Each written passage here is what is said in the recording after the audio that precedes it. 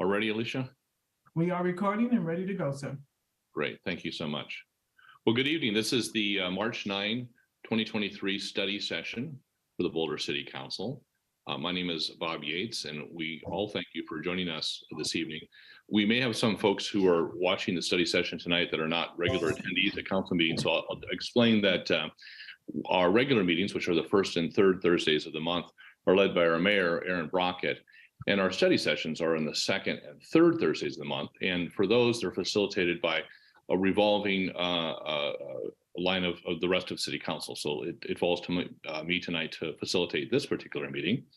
Tonight, we have two items on the agenda. One is tribal relations and consultation update, which we'll do first. And our second and last item will be occupancy reform, code changes, and updates. Before we get to those two items, I do want to kind of outline for folks who are watching how our study sessions are performed. They're relatively informal and casual. We'll have presentations by our city staff of each of these two items, and then we'll have times for questions and feedback.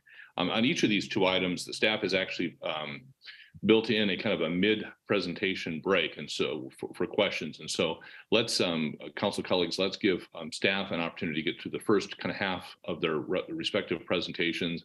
I think they're going to take an opportunity for a break at the midterm.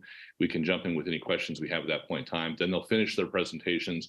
We'll take another opportunity for questions, and then we'll provide some input, feedback, direction as council colleagues would like. And I'll try to summarize each one at the end of their presentations. And with that, we'll turn it over to our city manager, Nuria Rivera-Vandermeide, who's going to present or introduce the staff for the first presentation. Nuria.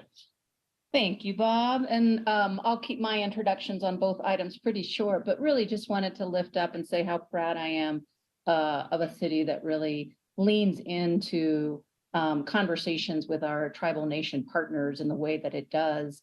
The staff that you're about to hear from and our wonderful guest in Mr. Ernest House Jr.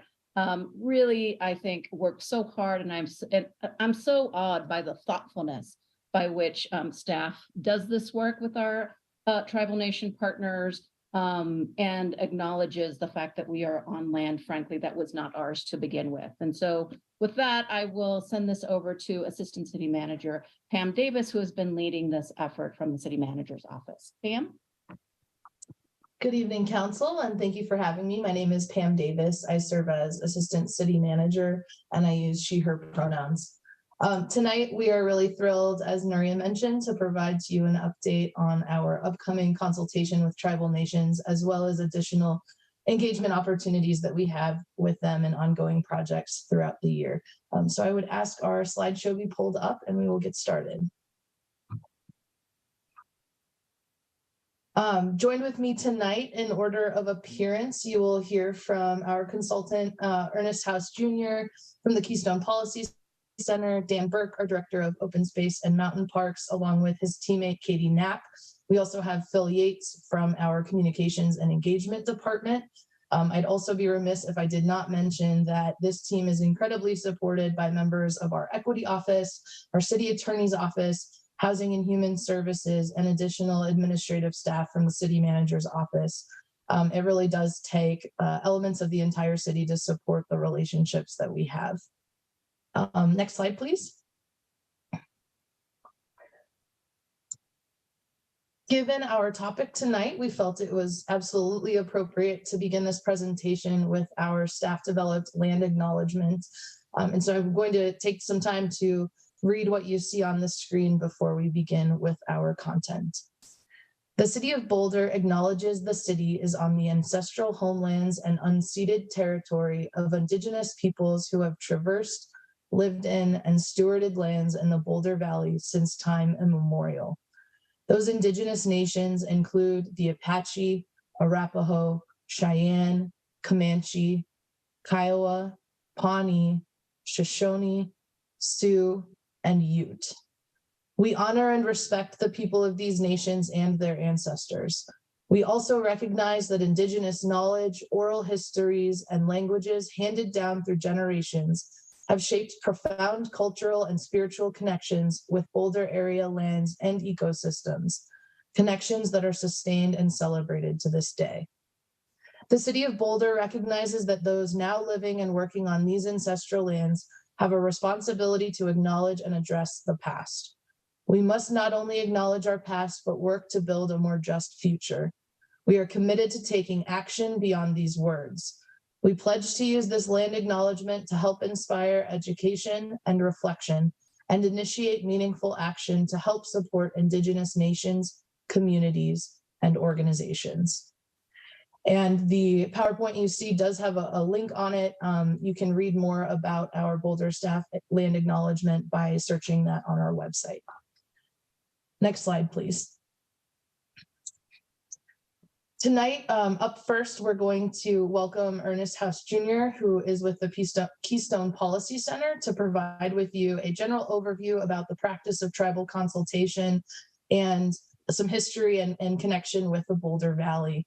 By way of a very brief introduction, and we'll get more into detail about Boulder's practices following Ernest's presentation, we just want to share our eagerness to, in the post-COVID pandemic world, welcome back tribal nations in person to visit the city of Boulder next week over the course of 2 days for government-to-government consultation, listening, and working together on ongoing agreements. We will welcome council members to be a part of that and can address questions related to those logistics as the presentation proceeds. But with that, I'd first like to hand over the mic to Ernest to, again, provide this important overview for all of you about the practice broadly and in Boulder. Ernest. Thank you, Pam. Again, Mike Duguvan the Woyak, that means hello, my friends in Ute. Again, my name is Ernest House Jr. I'm a member of the Ute Mountain Ute Tribe from southwestern Colorado, and I serve as a senior policy director and director for tribal and indigenous engagement with the Keystone Policy Center. I also would like to echo my appreciation to you council members, to the city staff, for everybody involved.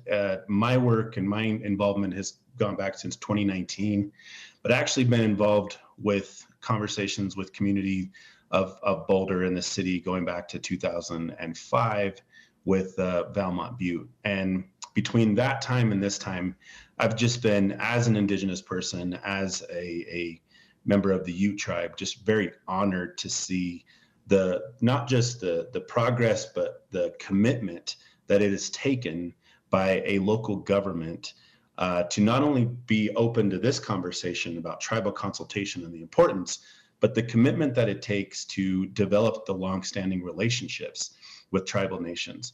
Not everybody does that in terms of even local government levels. And I just, again, wanted to express my appreciation and extend that to the staff as well. Please, next slide.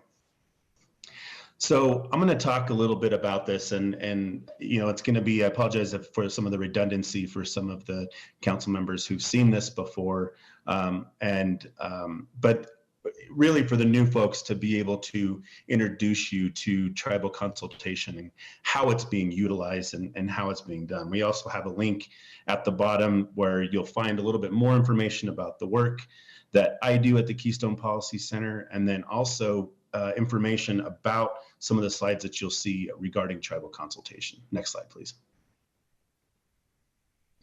So we usually always start off with kind of a bit of some demographics. Really want you to know that Colorado's American Indian population is about 2% of the total state population, those that identify as American Indian, Alaska Native. And of that 2%, it's actually about 80,000 American Indians statewide in all 64 counties. But of that population, over 80% live in the Denver metro area. I think there's a lot of misconception that because we have 2 federally recognized tribes with tribal land within the exterior boundaries of the state of Colorado in southwestern Colorado, that's where the largest population is. But in fact, it's in the urban area. And that's because of a fast-growing urban American Indian population. Colorado and Denver is not unique. You find that similar movement in Salt Lake, Phoenix, and Albuquerque, and other urban areas around the West and around the United States. But of that 80%, 80,000 American Indian Alaska Native population that actually represents over 150 tribes, a part of that community.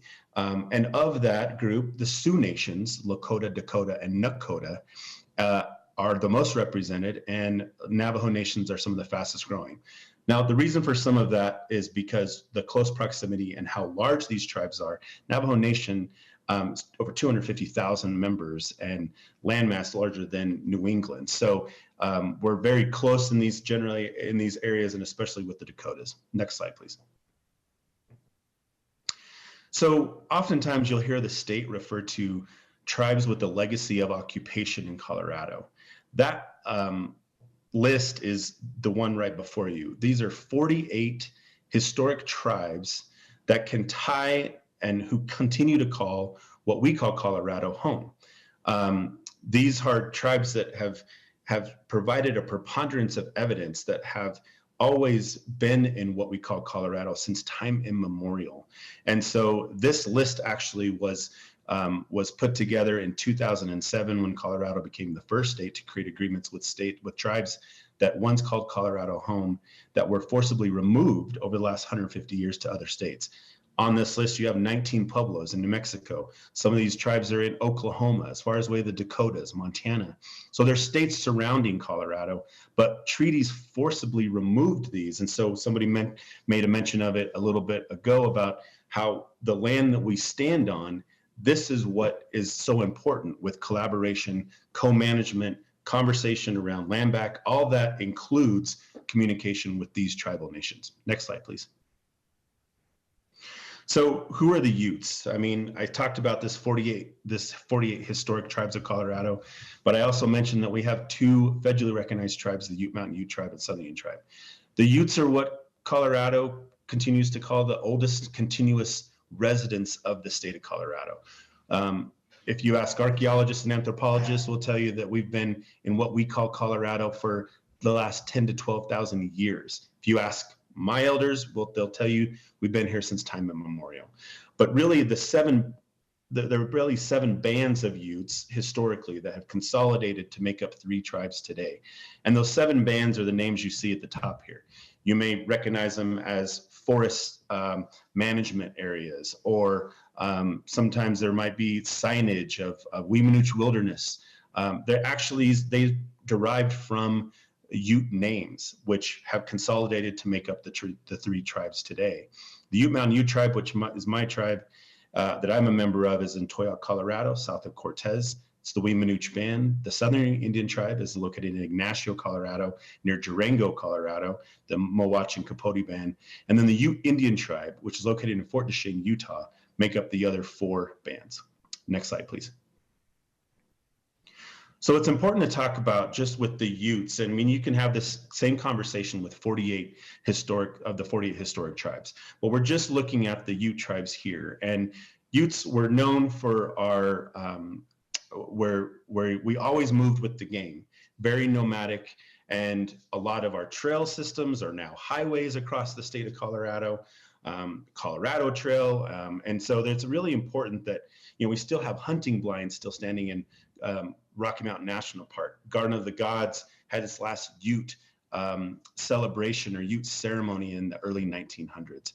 But these bands would consistently live in these areas. So there's these questions about place names now, or what would the Utes do in traditional ecological knowledge in the Steamboat Springs area, or maybe it's in the Roaring Fork Valley.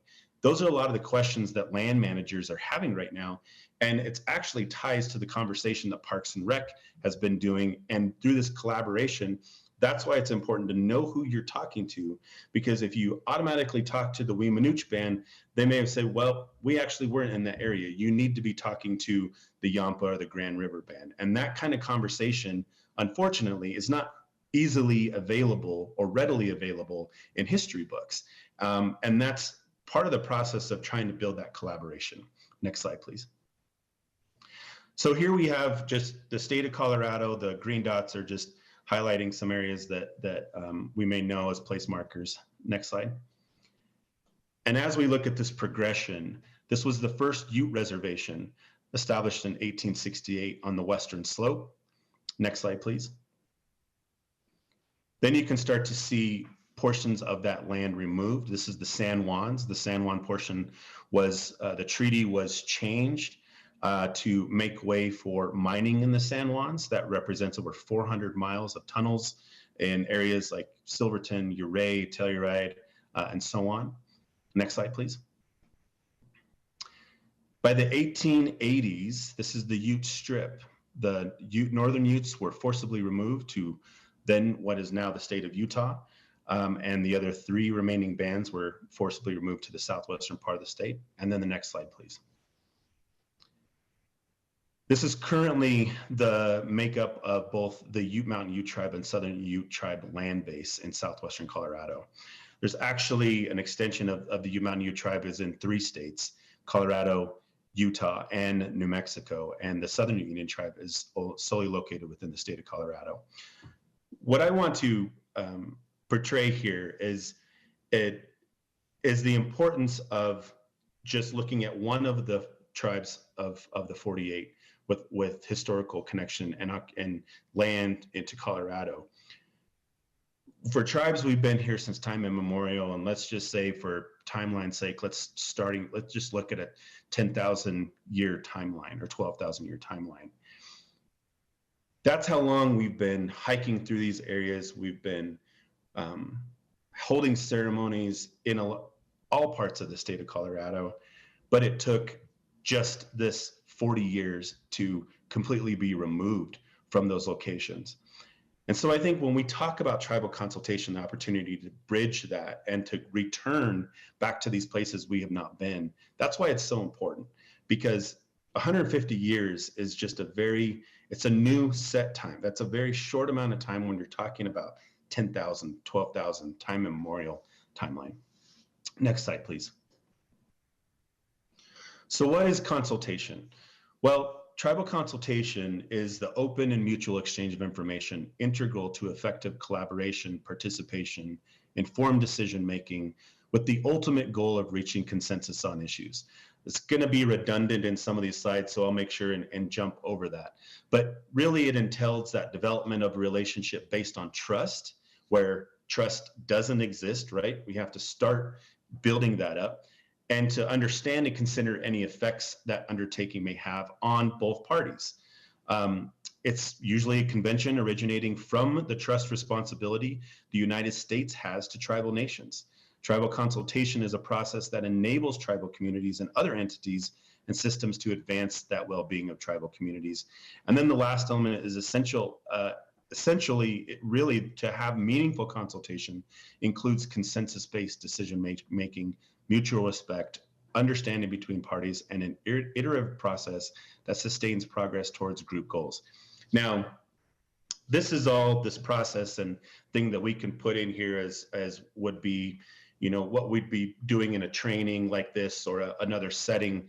But what's so important, what I usually often start out with any group that I'm talking to, is that I'm a big believer in collaboration happening at the speed of trust. And that's what we want to do, right? That's what we want to do with our communities, with our citizens, with our members of our tribal nations.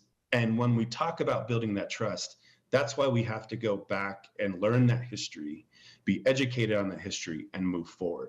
A lot of people say, well, Ernest, why can't you just, you know, yes, I feel bad, but you know, we got to move forward. We can't just dwell on the past. This is where it's important to not only bring that understanding of why these lands are so important and this culture is so important and the language is so important, but inviting tribes to come and share our thoughts. That's an important and major endeavor in this whole consultation process. Next slide, please. So the need for local tribal consultation. The tribal consultation is a framework that's mostly has been adopted and utilized at the federal level. Again, federal agencies, they have to conduct consultation, they're required to do that.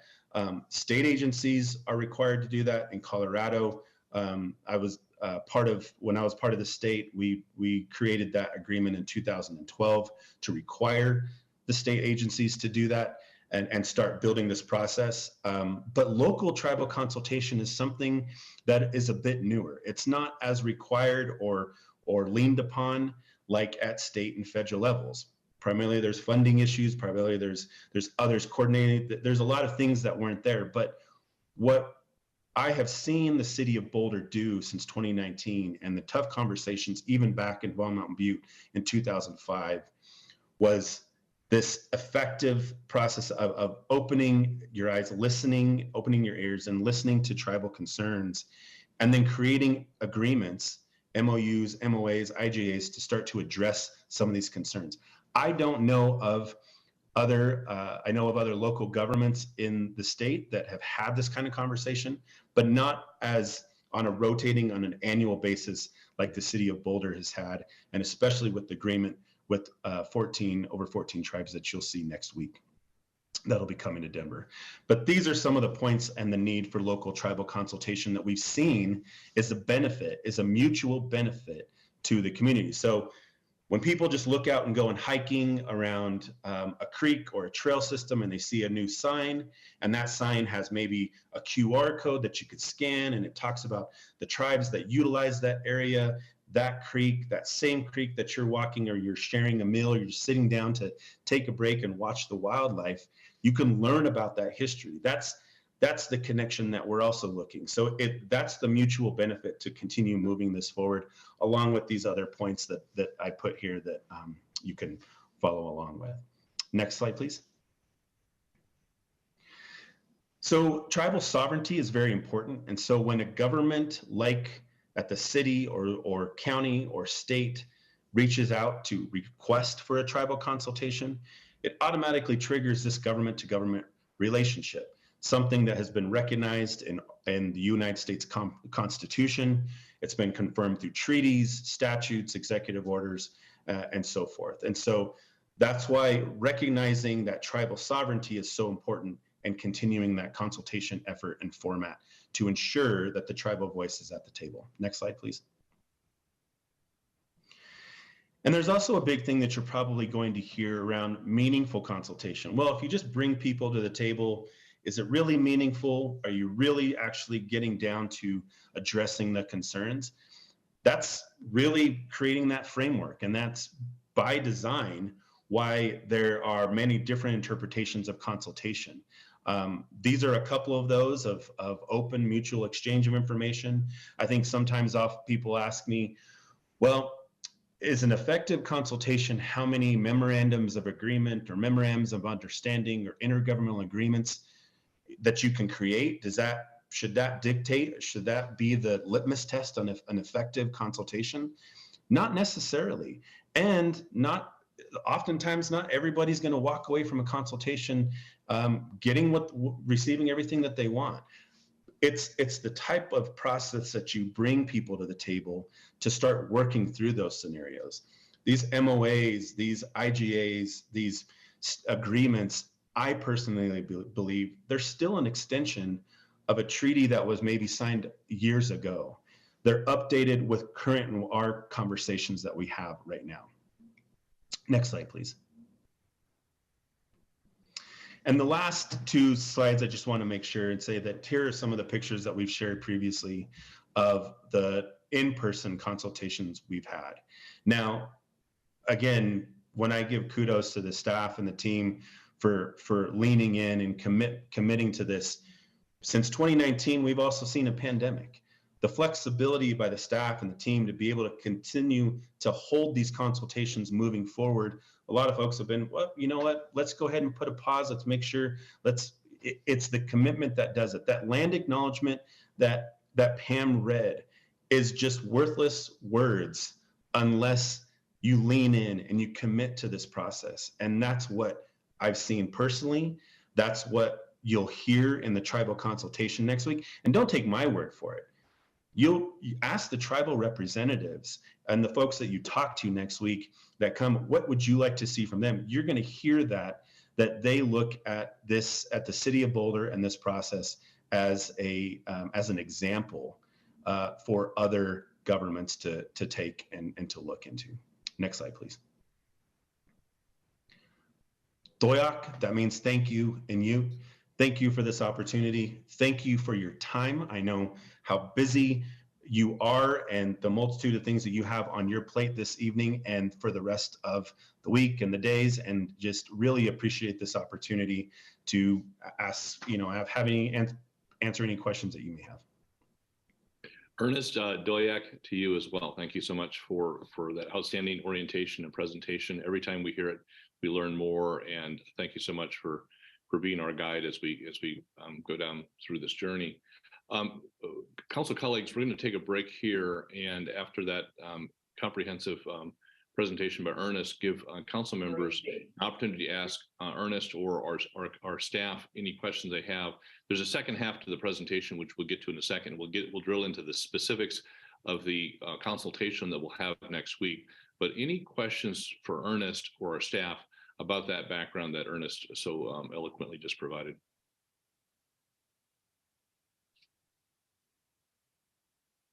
Aaron. So Ernest, thanks so much for that. As Bob mentioned, I learn more every time we have a visit from you. So I'm just so appreciative of your help and your partnership with these consultations. So my question is kind of a practical one during it, is if you could give us advice on the respectful way to address the representatives who will be meeting with us, like in terms of titles and how we might speak, and then also dress. Because I'd love to be the appropriate level of respectful dressing without overdressing. So if you could give us some practical tips, I'd really appreciate that. That's a great question. Thank you for that. I think for addressing the representatives, we're going to make sure that you'll see their names and titles and their tribal nations that are around the table. They'll be able to, and you can ask them, what they would prefer. And some will be tribal leaders. I know my tribal chairman is Chairman Manuel Hart of the Ute Mountain Ute Tribe. He's addressed as Chairman Hart, and he will let you know if he prefers, Manuel or another or something else.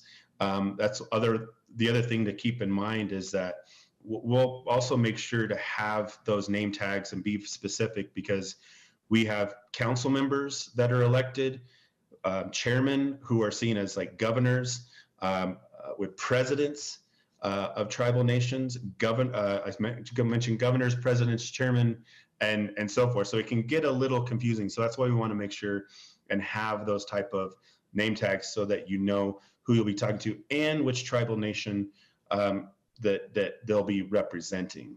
And so oftentimes you may think, well, I remember they're Ute, but now that you know there's 3 Ute tribes, it's good to make sure you know, or even take note, is it Ute Mountain? Is it Southern Ute? Is it Northern Ute? And also as we follow up, we will have a list of everybody there so that you can see and track that for yourself as well. The other thing around the dress code is be relaxed. These individuals are coming also relaxed. I usually, folks that go back to the Southwest, I usually say it's Southwest business casual, which are boots and jeans, and it's nothing formal. And I think that it's that's what we're also requesting for them to come in real, being relaxed as well. And so we'll make sure to do that. The other thing too that's important is, we always start out traditionally and asking elders to provide some type of opening comment or tribal blessing. That's important, and a lot of times they'll say it in their language, and so they will often share what they are saying. That they may share, who in their own language, and then in English what they talked about. But just in case you do hear that native language, that's important to do that, and it's also important to do that before like a break or any food is taken or things like that. Those are so important because that language, it truly does, it's a blessing not only for everybody and all of us there, but it's a blessing of the land we're standing on. And it's important that those elements hear that voice, and they hear those words. I truly believe like those words carry so much weight. They go back into these places and they provide protection. And so I think that's really the uniqueness, and I'm glad that we're going to be able to be in person and actually see these sites. But hopefully that answers your question. Yeah, that was very helpful. Thanks so much for that. Thanks, Ernest. Ernest, we've got questions from Tara and then Nicole. Tara. Is this a time to comment or not yet?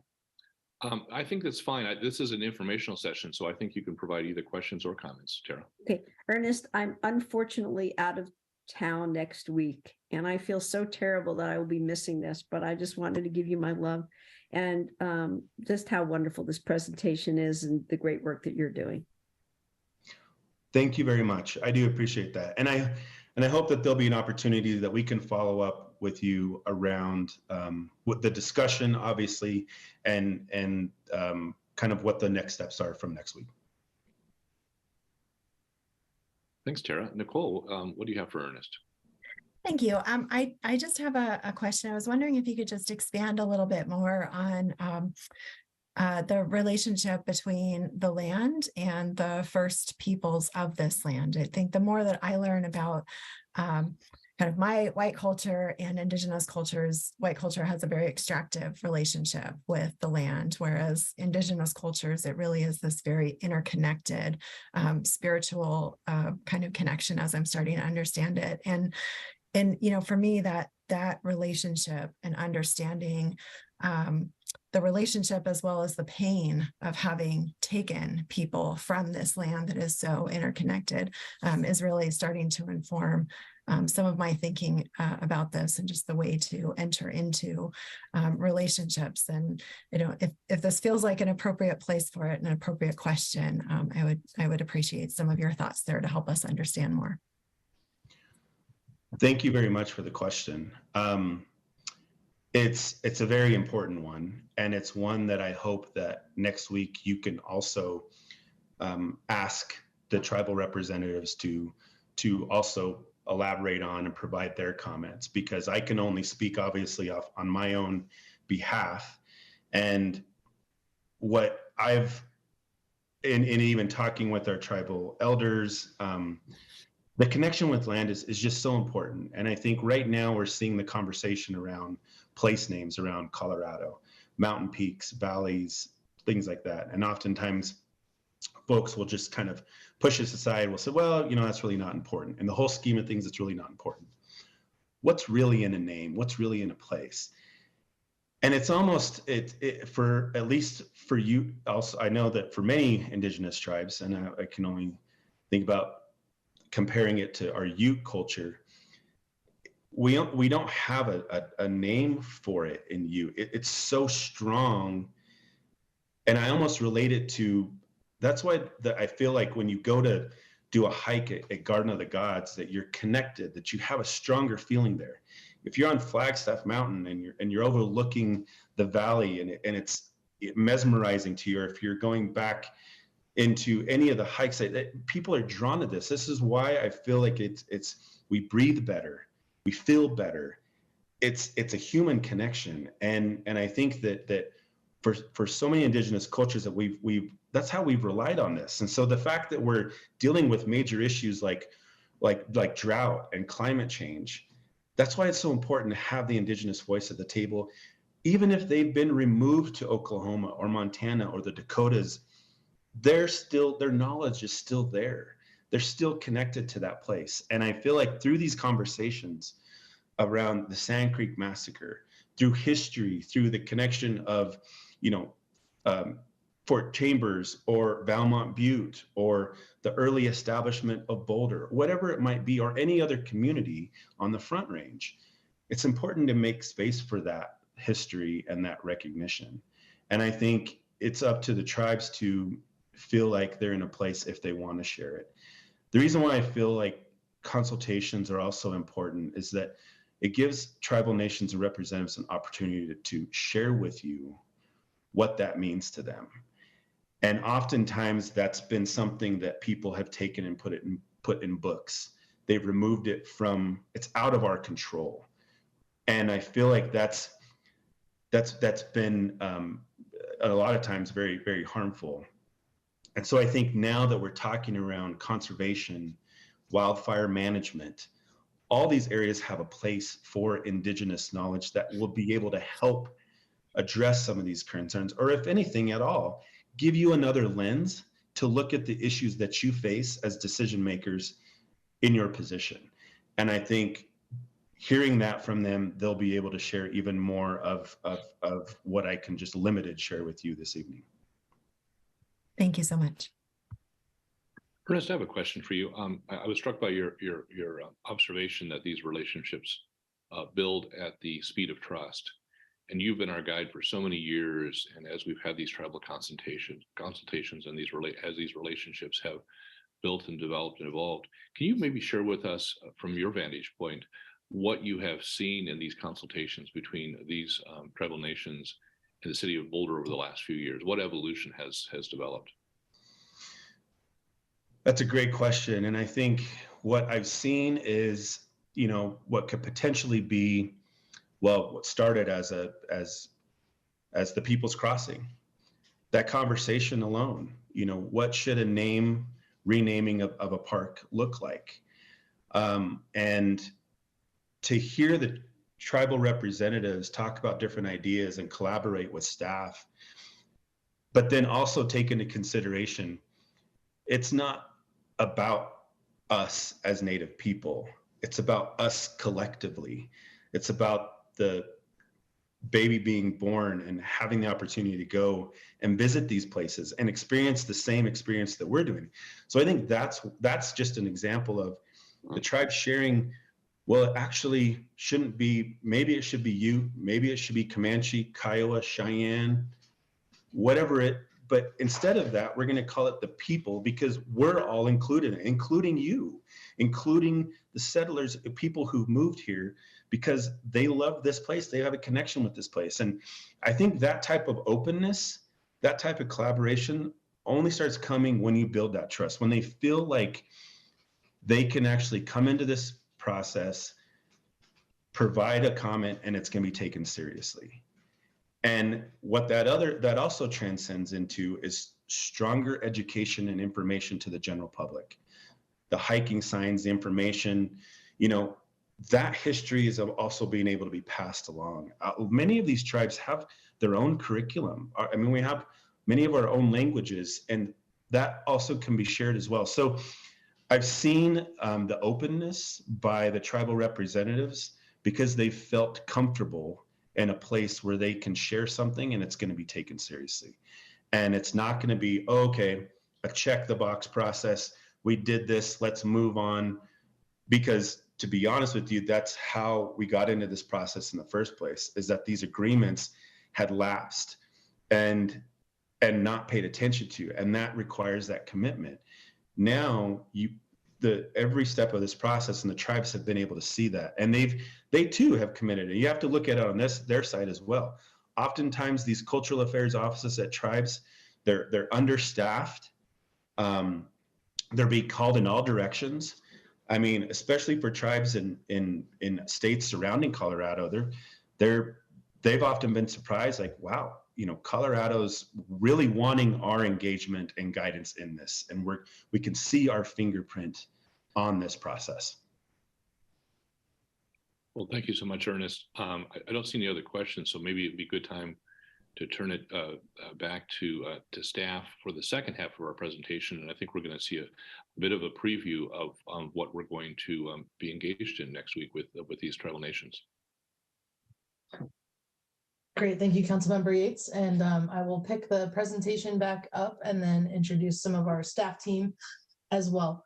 So next slide, please. Ernest just provided that fantastic overview, and I share the sentiment that I learn more every time we both review and then expand on this information. When we start to think about the City of Boulder's upcoming consultation, you heard some of these themes already from Ernest, so I won't read every single point, but I do want to call out a couple of things. And I've had the privilege now of being a part of the consultation effort since 2018, planning for 2019. And my own experience of the relationships developed, particularly with those particular representatives who return for each consultation. It's been amazing to expand sort of beyond the formality of the meeting and also build those relationships that Ernest is talking about. It's the process is unlike a city meeting that you might expect, where folks have an agenda and a set outcome and a set time period, and gosh darn it, we're going to achieve it. And one of the great things about tribal consultation is, while we arrive with an intention, and we certainly have things that we hope to uphold in terms of our agreements, in terms of making improvements to our relationships, we also take times for things like when we're on a site visit and a tribal representative chooses to bathe in the creek. We make space for that. We have opportunities to, again, bless each meal that we have together and really take the time to savor every piece of that experience. And I think, frankly, it has informed quite a bit of how we think about all of our work in the city organization. Why shouldn't we have that strength of connection and commitment to all of the work that we do? So I appreciate all of that learning, both personally, and I know team shares a lot of that. I think just a couple other pieces as we think about our upcoming consultation. I want to highlight that second to last point you see on your screen regarding protecting sensitive information. One aspect of consultation is it is a closed session. It is a government to government formal negotiation, and often we will be talking about culturally important information, whether that's part of the physical land or practices. And so it's really important to us to protect that and ensure that our tribal partners are able to preserve that piece of their culture and their history as it relates to working with Boulder. I think we can go to the next slide. The other piece that I want to highlight is this, that in addition to tribal consultation and this work being the right thing to do, it also is grounded in several city practices. And so you see here on the slide a spectrum of where we see tribal consultation fitting into the overall work of the city. You will see pieces of what we have learned through past discussions, recognized and supported in our racial equity plan, in various department long-term plans, particularly open space and mountain parks, as you'll hear in a little bit. It's grounded in both federal and state laws and practices. It's certainly grounded in policies and the way the city is operating more and more. And so there's a constant seeking as well to consider and get more and more creative about how can we leverage these partners and relationships to do better in all of the city work, whether that's specifically related to land use or how we go about our business. Next slide, please.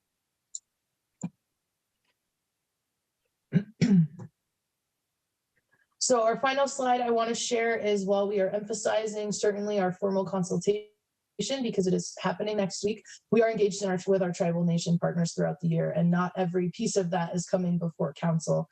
So we just wanted to highlight for you that in addition to our regular consultations, which often can occur annually, sometimes based on purpose and schedules and so on, we may have a year where we don't have one, but in general, the intention is to maintain them regularly. We also have working group meetings. So these are subsets of tribal representatives who are willing to engage on a deeper level on a particular effort. So something like the decision of renaming the People's Crossing occurred at the consultation level, but the ongoing work on how do we reshape the interpretive signs, for example, that is now happening at that working group level. We then have specific projects, one of which you will hear about this evening, where we have maybe a couple of tribes in particular with a close tie to a project the city is working on. And so we have a direct communication about that. And then finally, in some cases, as city projects intersect with federal agencies and other projects, we may have a delegated consultation in that regard. With that, we're going to get into some Boulder specific history, and I'm going to invite Dan Burke, our Director of Open Space and Mountain Parks. Good evening, Council. Thank you, Pam. I just want to start off by first saying hello again to Ernest, and I look forward to seeing you next week. It's always a highlight in my particular year, and I've been in a deep learning and on the issue of not only consultation, but relationship building with tribal nations since 2018, when I assumed getting ready for the director role and assuming that role. And it's just one of my deep honors to be a part of this effort.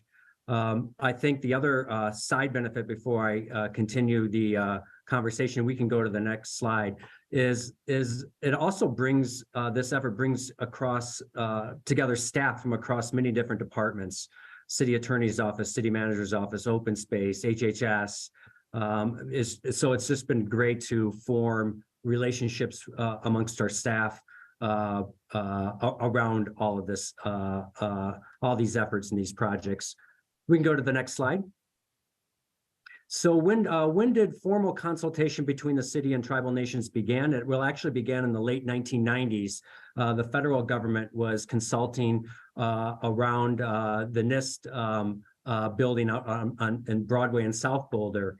And the city of Boulder participated in that federal led consultation. And springing from that, the city desired to continue that type of relationship with tribes. So we began initiating our own consultations with tribal nations. And out of these early conversations in the late 90s and early 2000s sprang the development of a couple of memorandums of understanding. Their consultations then led to an additional and even an amended memorandum of understanding back in 2002 and 2004. And all these existing memorandums of understandings that were a result of these early consultations mainly focused on open space and mountain parks managed property. And it called for collaborations in these areas that you kind of see here. Collaborating on preserving open space and cultural resources on open space managed lands. Working together to sort of recognize and honor the open space charter purposes that's in the charter.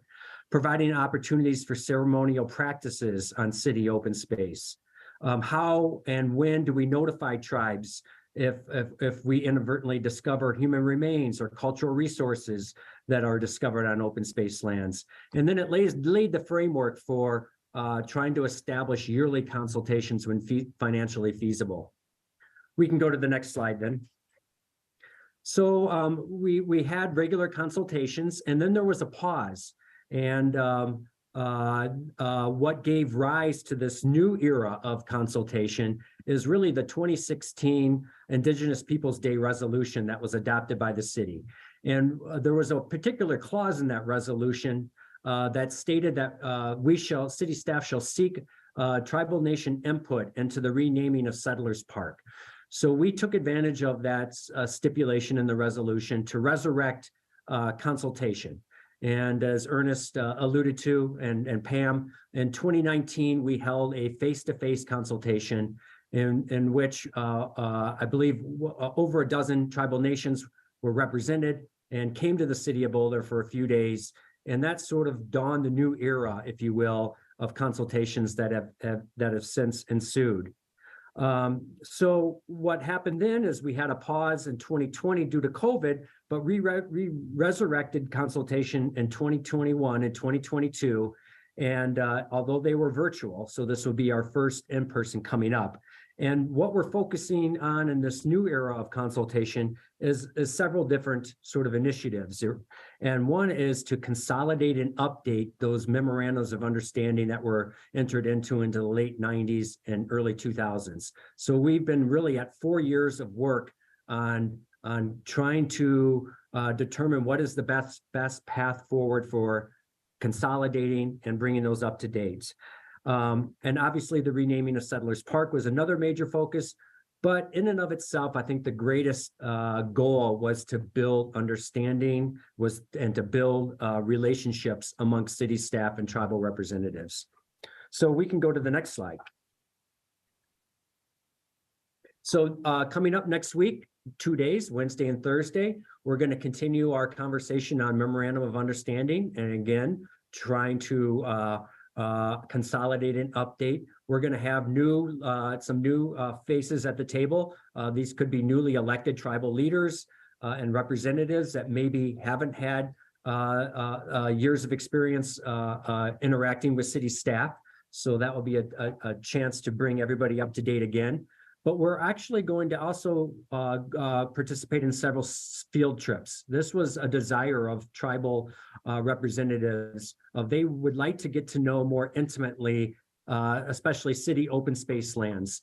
And so we have a few visits planned in which we'll actually get out on the land with our tribal representatives. So I'm really looking forward to that. And then we're going to provide them updates on some of the updates we're providing you tonight on other work that we're doing in collaboration with tribal nations, including our land management plan work on Fort Chambers Poor Farm project, which we'll talk just a little bit about coming up in our ethnographic report. So we can go to the next slide, please. So here's all the tribal nations that we reached out to. These are some, and then some added tribes that since late 1990s that we've been working with. I believe late 90s was about 12 or 13 tribes that is now expanded to 16. We're expecting representation from at least 13 of the 16 tribes so far, and we may still hear from a few others that are going to be joining us. But so really looking forward to that. And the next slide, please. So while Pam alluded to that consultation is just one aspect that we're working with the city. So just want to use this opportunity for a few minutes to update you on some of the specific projects, some that are going to be talked about at consultation, but some that we work more informally with tribal representatives over the year. And we'd just like to take an opportunity to highlight just a few of them that were called out in your memo that you have for tonight's packet. So if we can go to the next slide, please. So you've heard many times about the Memorandum of Understanding, which has been a big focus of updating and consolidating. And again, the bullet points here is some of the goals of this MOU is to really, I'll just call out the last bullet point here because we haven't talked about that, is to really seek meaningful tribal input regarding OS&P land management. You can go to the next slide, please. Some of the other goals of this consolidated Memorandum of Understanding, if we can go to the next slide, please, is a bigger focus for this updated MOU from what we had 20 years ago was to really get collaboration on our cultural resource management. We have a cultural resources management plan, the first one that we'll be creating with open space and mountain parks, and we are seeking tribal input on the development of that plan as we launch into it. So, and that's some terms and conditions and goals are called out in the MOU around cultural resource management. You can see some other points here that this consolidated Memorandum of Understanding hopes to achieve. And one of them, the last bullet point, again, I'll call attention to, is that the city pledges to explore a permanent ceremonial site on city lands. We already have terms in the current agreement and this new agreement about providing access to open space lands that may involve temporary structures and fire, but looking for that permanent ceremonial site is called for in the new plan. Next slide, please. So continuing on this highlight, the Memorandum of Understanding is one. The next project we want to update you on is on our Fort Chambers Poor Farm Land Management Plan. Before I turn it over to our senior planner at Open Space, Katie Knapp, I just want to, just a brief context. This was a property, 110-acre property that was purchased by the city for open space purposes in 2018. It holds a lot of open space charter purposes and was a property that the city has been looking at for a number of years, and we did acquire in 2018. This property also has a very deep and meaningful significance to 3 tribal nations in particular. And for every property that the Open Space Department purchases and then gets assigned management of, we develop what we call a management plan. It guides the future for how this plan would be managed in the future. And so we wanted to reach out to these 3 tribes and have them at the seat at the very beginning of the development of this plan to help us receive meaningful input into the development of the land management plan. And so that's the goal of this project. And I invite Katie Knapp to join us on the screen to kind of give you an update on where we're at with that project. Thanks, Dan. As Dan mentioned, my name is Katie Knapp. I'm the project manager for the Fort Chambers Poor Farm Management Plan. And so just to provide a little bit of orientation here, the property is located in the center of the map here. It's outlined in red. It's on 63rd Street, just south of J Road. And just south of the property is Boulder Creek, shown here with the blue line. To the right of the property, or to the east, is the Sawhill and Walden Ponds. And then to the west is the Boulder Municipal Airport. Next slide. So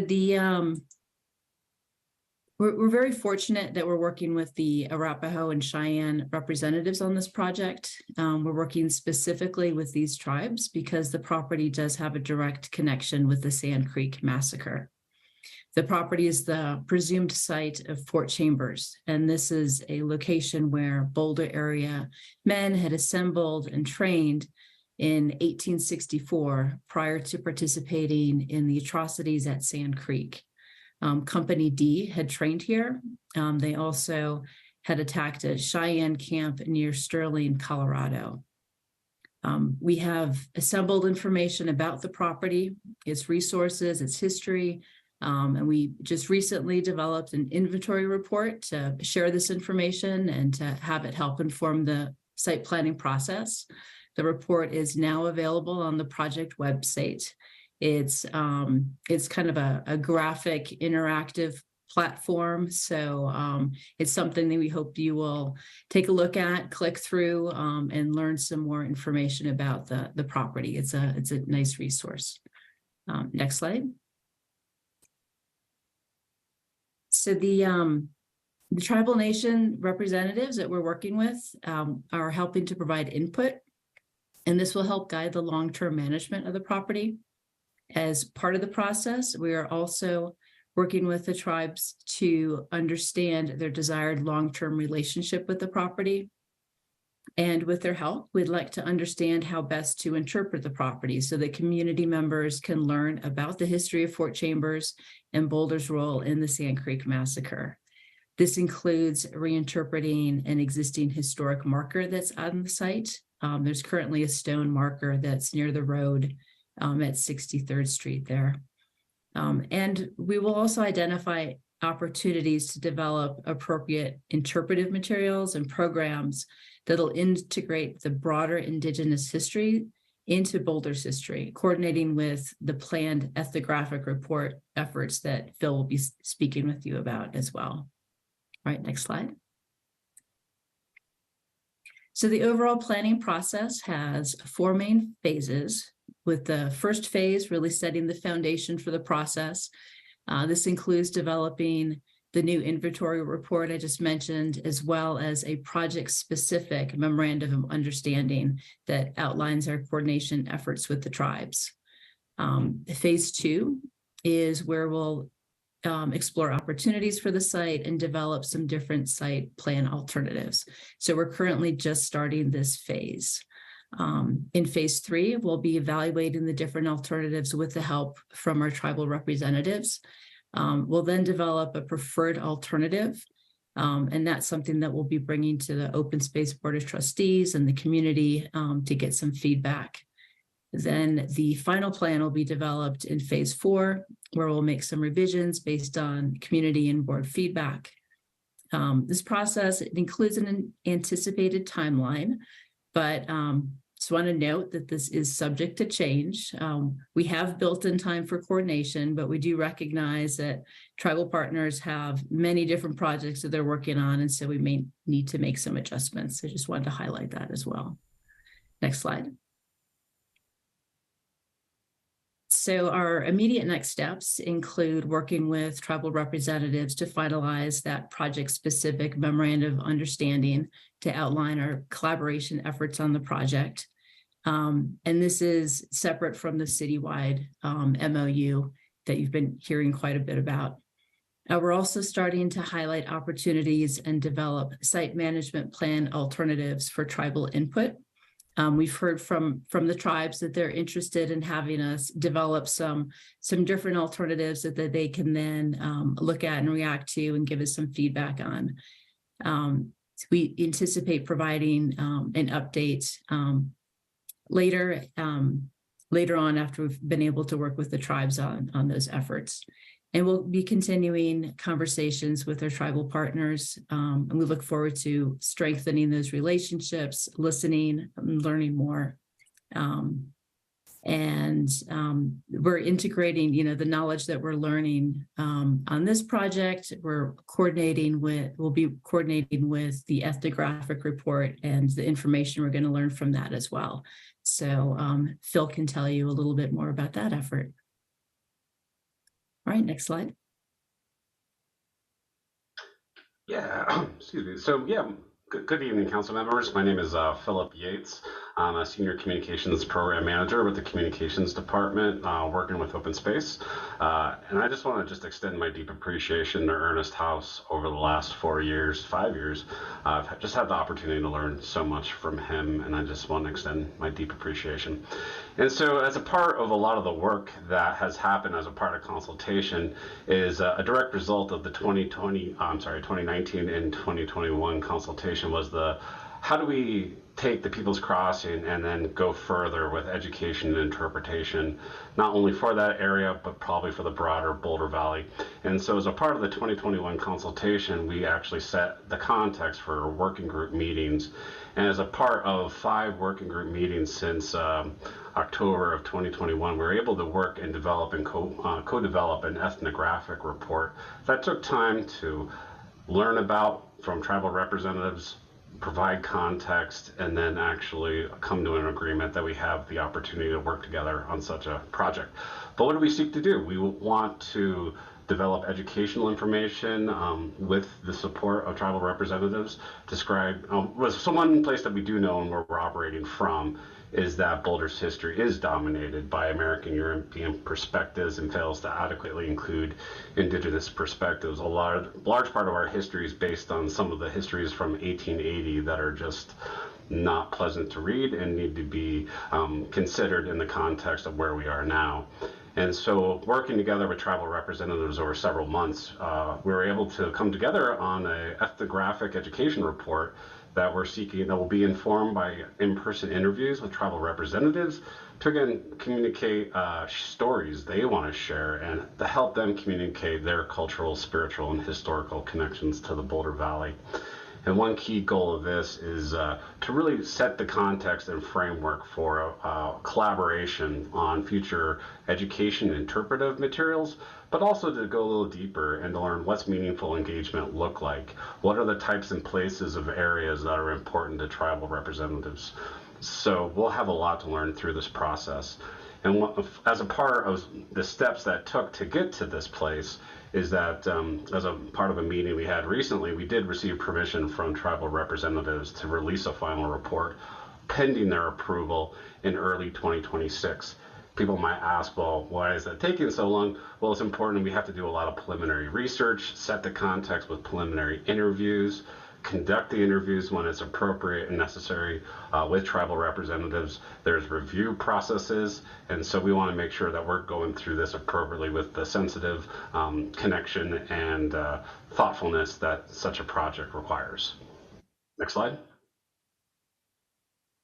And then as a part of this, well, how do we use this report and how do we think about what's actually currently out on the landscape right now? As a part of the working group that we meet regularly, quarterly, we've recently been able to work on what are some of the signage we have on our system. And so we've been getting to receive guidance on some of the signage we have to address dated signs that are on our system. At the most recent working group meeting we did receive guidance to remove signs in the People's Crossing area and a sign just south of the People's Crossing. These signs are dated from the early 1990s, and after presenting these, it was very readily apparent of a need to think about where we're at now and how can we move forward. So we're looking, and we did receive guidance to remove these signs. And then as a part of further discussions with tribal representatives, how can we think about a broader interpretive approach? So how can we work step by step collaboratively and think how we can tell important stories that have not been communicated as part of Boulder's history before? And we deeply appreciate the guidance and the commitment and the participation we've received as a part of this work so far. Next slide.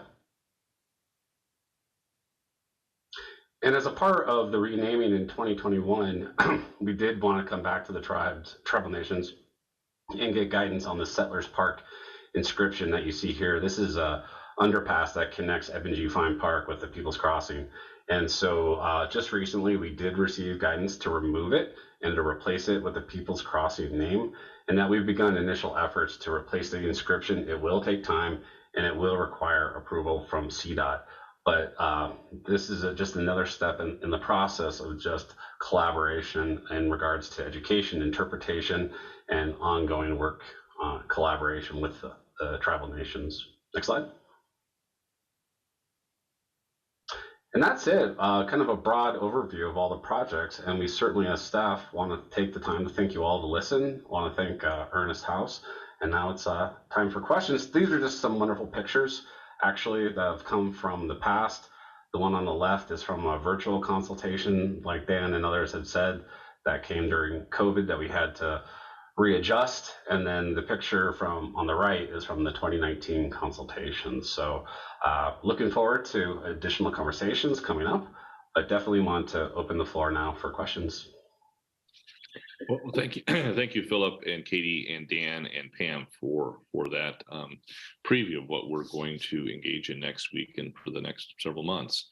Council colleagues, that's the end of the presentation. And so this is another opportunity to ask questions or make comments about the preparation that we've been provided tonight in anticipation of our activities with the tribal nations next week. So if we've got any final questions, this is the time to ask them.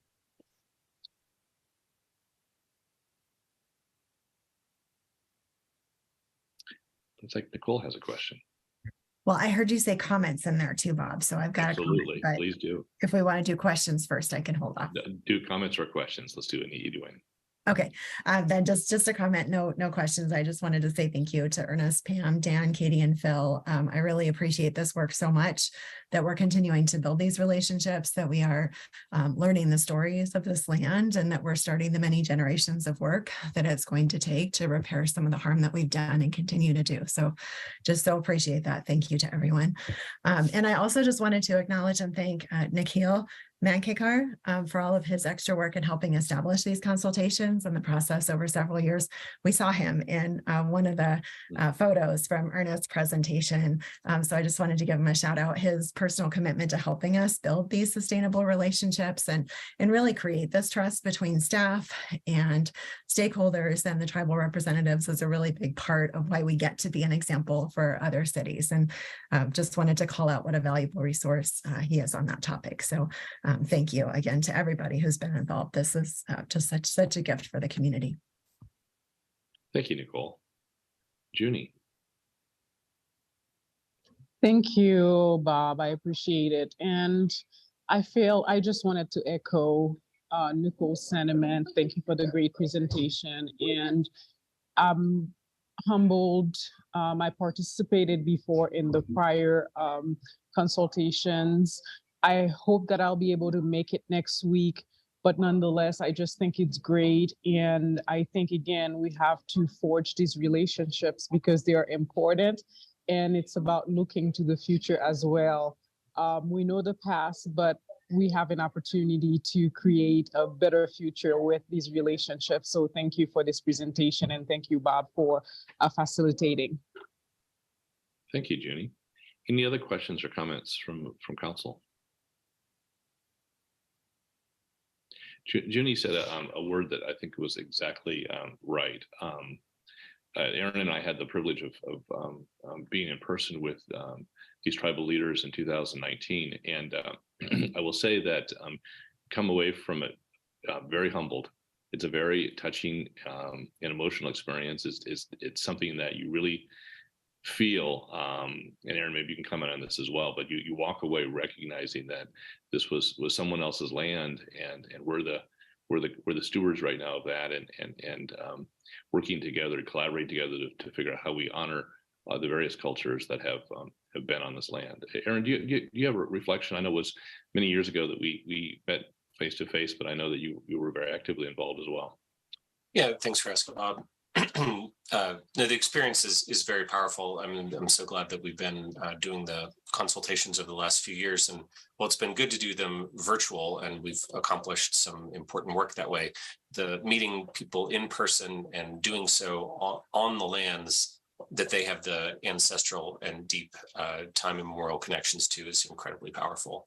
And so I learn a great deal every time, and we'll continue to learn from each day and each hour and each sentence that people speak about how we can, do the early steps in repairing some of the enormous damage that has been done to these peoples over the years and the centuries.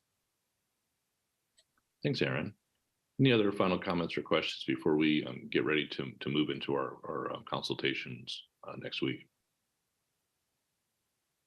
Don't see any, and look forward to seeing many of you at the consultations. And I think you'll all be very much touched by the experiences, as Aaron mentioned. Our council agenda committee is spot on because they scheduled this first session for 45 minutes, and we were at minute 42. So great job, CAC, for scheduling. And if there's no other comments or questions about this presentation, I think we're ready to move on to the second of our two presentations and discussions for tonight. This, just to set people's expectations, the Council Agenda Committee scheduled this one for 2 hours. We may be able to get done earlier, which would be nice and be efficient with our communications. As with the first presentation, staff will do some presentations first of some of the work they've done, and then we're going to take a pause for questions just to make sure there's a lot of data pulled together, as you all saw in the memo, and we want to make sure that people have a good grasp and understanding of the information that's already been gathered by staff, and we'll ask questions at that break, and then we'll roll into some alternatives and options that staff has laid out for us, and that's really at that second stage of the presentation is really an opportunity for us to provide some feedback, some direction to staff, because they have a lot of work ahead of them and they very much want to hear from us tonight. So with that, Nuri, I'll turn it back over to you for the introduction of this presentation. Sure. Thank you, Bob. I would say this is not a new topic, right? I have yet to be in a city where the topic of occupancy is not, oh, sorry, my video just went off. Where the topic of occupancy isn't discussed in one way, shape, or form. And staff, even prior to my arrival, have been and councils have been talking about occupancy for a while.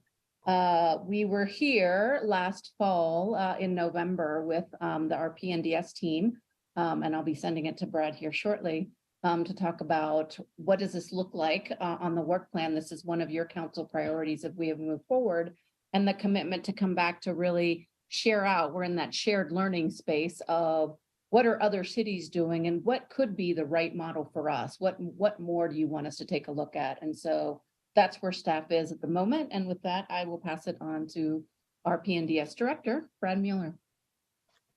Thank you, Nuria, and good evening, council members. I am the director, as Nuria said, of Planning and Development Services, Brad Mueller. And just building on what Nuria said, we respect and acknowledge that this is of great interest to the community. We are working hard to bring you thoughtful analysis on this. Carl has done a wonderful job, and I'm excited for the presentation he'll provide to you. This is not an easy item. I've worked in multiple jurisdictions, and this is very much to the point a topic of great discussion and debate. It is a tool in the toolbox for both managing housing opportunities and other aspects of that zoning are designed to provide. We do hope to get direction from you in the form of maybe 2 or 3 options that we can then move forward for.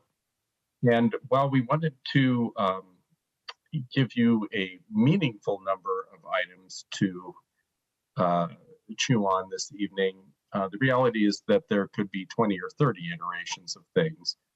So we've simply tried to give what we think is a reasonable range of things for your debate and discussion. We're happy to answer questions as we go along about other possible iterations, of course. But I would just note that at the end of the day, something simpler than not is better. We know that enforcement from practice, not just in Boulder, but in other examples around the country, that enforcement is challenging.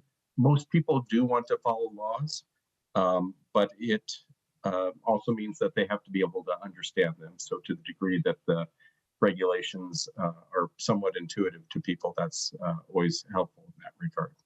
And with that, I will turn it over to Carl Geiler, who has been the lead on this, and appreciate again his hard work. Thank you, Brad, and thank you, Nuria. Good evening, council members. Again, I'm Carl Geiler from Planning and Development Services. Going to pull up the presentation. So we'll be talking about occupancy reform tonight. As Nuria mentioned, we talked about this in November, so I'll give you a little bit more information tonight. Basically, the format of tonight's discussion is I'll be providing a little bit of background on occupancy in Boulder, some of the history, a little bit about what the current requirements are in the land use code. And then I'll move on to community engagement, talk about what we've heard thus far. It's been an ongoing discussion for years, but we've been able to get some engagement in the last few weeks, so I want to share that with you all. And then I'm going to move on to the sample communities that we've provided within the packet on how different cities and communities throughout the country handle occupancy. And then learning from that, we've drawn some potential options for council consideration. Like Brad said, we're looking to maybe try to narrow that down and then really move into the options development stage and start to get some feedback from folks on a narrowed set of options. I'll conclude with next steps, and then we'll move into the clarifying questions and deliberation. So these are the questions that we're posing to council tonight. Does City Council have any comments or questions related to the sample communities that were researched? And then the second question is, which potential options should be the focus of any further analysis, outreach, and ultimately ordinance development? So moving into background, I'm going to quickly go over the history of occupancy regulations in Boulder. Attachment B of the packet actually goes into a little bit more detail on this. So the first zoning code in the city of Boulder was adopted, I think, in the late 1920s. In the early 1950s, there was a limitation on units where it was limited to 1 family per unit in certain areas of the city. In the 1950s, that was changed to family or 5 unrelated persons. In 1962, the code was changed to lower that 5 unrelated persons to 3 unrelated. In the 1970s, they updated the definition of family with the occupancy regulations to allow 2 additional roomers with a family, and that's still in the code today. And then in attachment B, you'll notice there's a lot of detail about some rezonings that occurred, particularly around downtown, University Hill, Goss Grove areas where the zones were changed from higher density zones to more lower density or medium density zones. So that created some non-conforming occupancies in those areas that still exist today. During the 1980s, the city was sending inspectors out to properties to keep records on those non-conforming occupancies. We still look at those records today as reference for any projects that come in. And then moving into 1990s, in 1993, the council at that time actually eliminated that status for many properties that had non-conforming occupancies. It basically changed the code to say that all units have to meet the current level or the current limitations on occupancy. So obviously, this did get a little bit of pushback from landlords that now had empty bedrooms, rooms that they had to rent out before are now empty. They lost some revenue. It caused some landlords to actually increase rents to make up the difference. So a lot of that resistance kind of pushed back to council in 1998, where that was reversed. So that section of the occupancy regs that relates to nonconformities reestablished that those nonconforming occupancies are still valid in the land use code. Then there was a period of time where there weren't any changes to the occupancy regulations, but this council will probably remember that we adopted regulations on cooperatives several years ago in 2017. So an occupancy limitation for those co-ops was added to the code. And then 1 year later, there was updated occupancy regs for ADUs, which I'll talk about. So this is the current state of the code. You'll notice that in our definition section of the code, we have a definition of family. This is very similar to other jurisdictions. A lot of the definitions are very similar. There's no limitation on the number of family members based on a 1970s Supreme Court ruling, no limitation on number of family members. When you go to section 985 in the code, this is where it specifies occupancy throughout the city. So there's like basically 4 different situations. So it's either members of a family plus 2 additional persons, not in a separate unit unless you were to go to an ADU.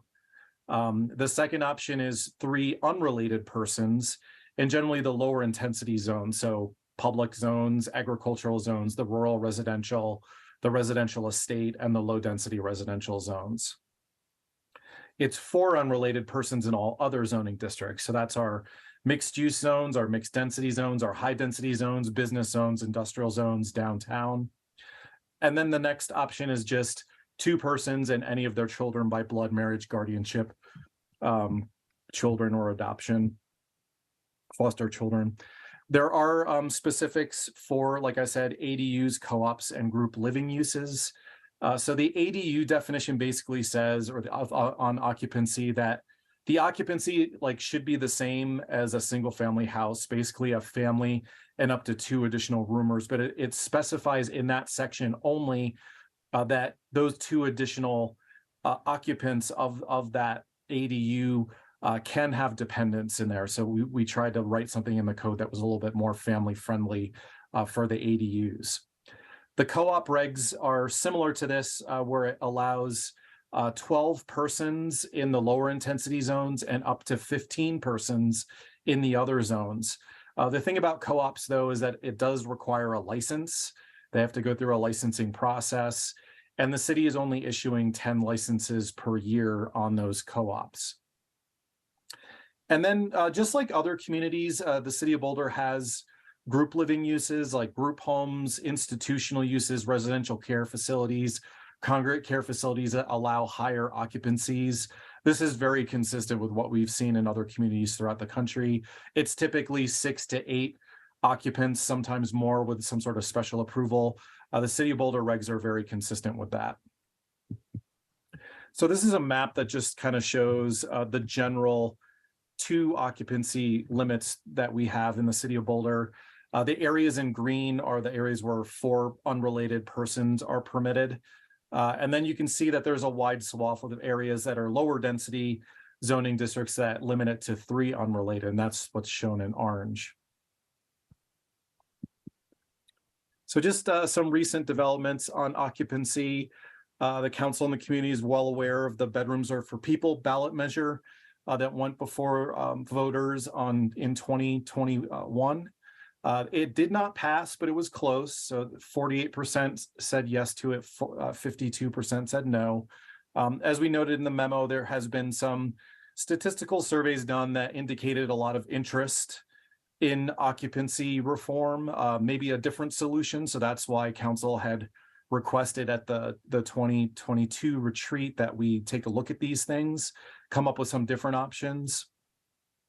So we talked about this last year on November 10th, alongside a number of other planning and development services projects at a study session. So we heard at that study session that council was finding that occupancy was one of the highest priority items that we should be working on. The timeline that we proposed to complete the project, at least by the beginning or middle part of Q3 was supported, but there were some council members that asked for a quicker timeline if possible.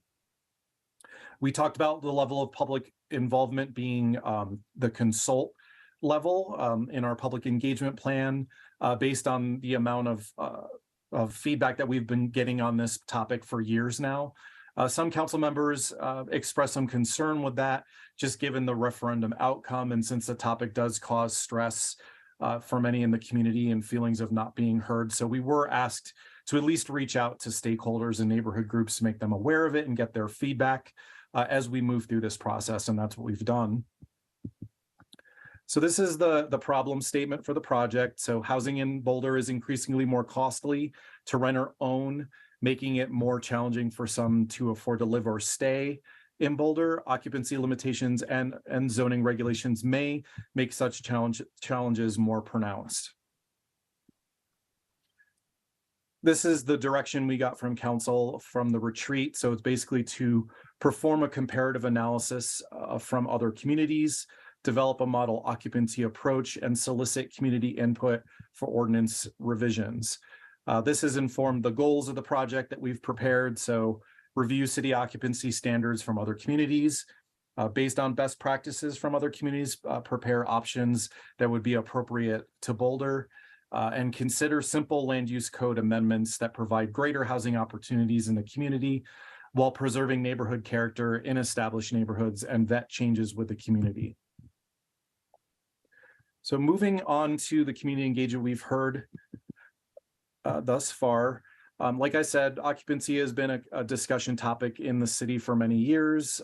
We've been keeping people apprised of this project through the PNDS newsletter and the city website, but because of the Bedrooms Are for People ballot initiative and prior city council discussions on occupancy, we have been getting feedback through the years that we've been still reviewing, and we've also been reaching out to stakeholders and interested groups and persons. We've had conversations over the last few weeks to get feedback. We also had an outreach event that we held on February 22nd that basically went over all the different housing related code changes with housing advocacy groups and neighborhood representatives to get their feedback. So I wanted to just summarize some of the things that we've been hearing so far.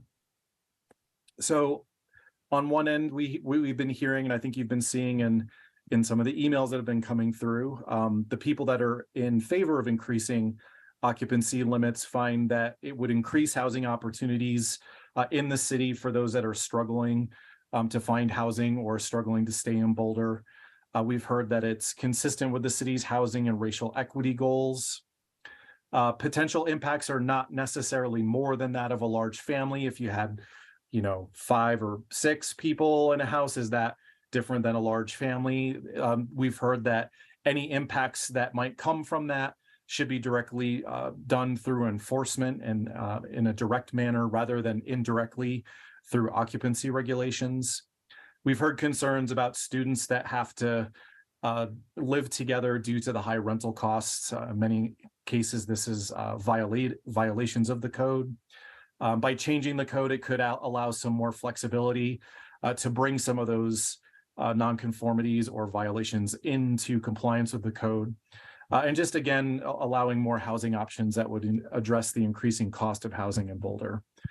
We've been hearing obviously from the governor that there's a housing crisis in Colorado, and this is something that's been talked about quite frequently in recent weeks.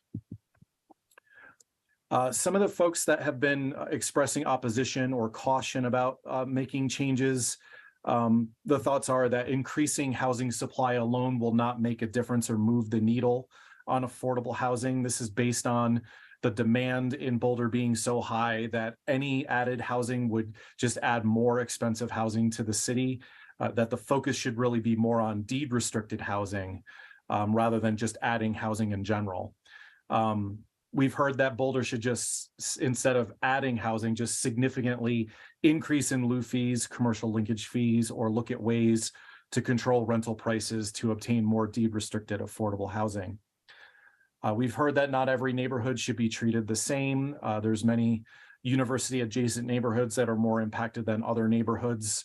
And perhaps increasing occupancy in those areas might not make a lot of sense. And then increasing occupancy will increase enforcement burden on neighbors in terms of noise, trash, parking, and would only make more money for landlords. So again, these are quick points to summarize what we've been hearing. So I'm going to now jump into the sample communities that we looked at. Obviously, there's been a number of different analyses done over the last few years with peer communities. We've looked at all those peer communities again.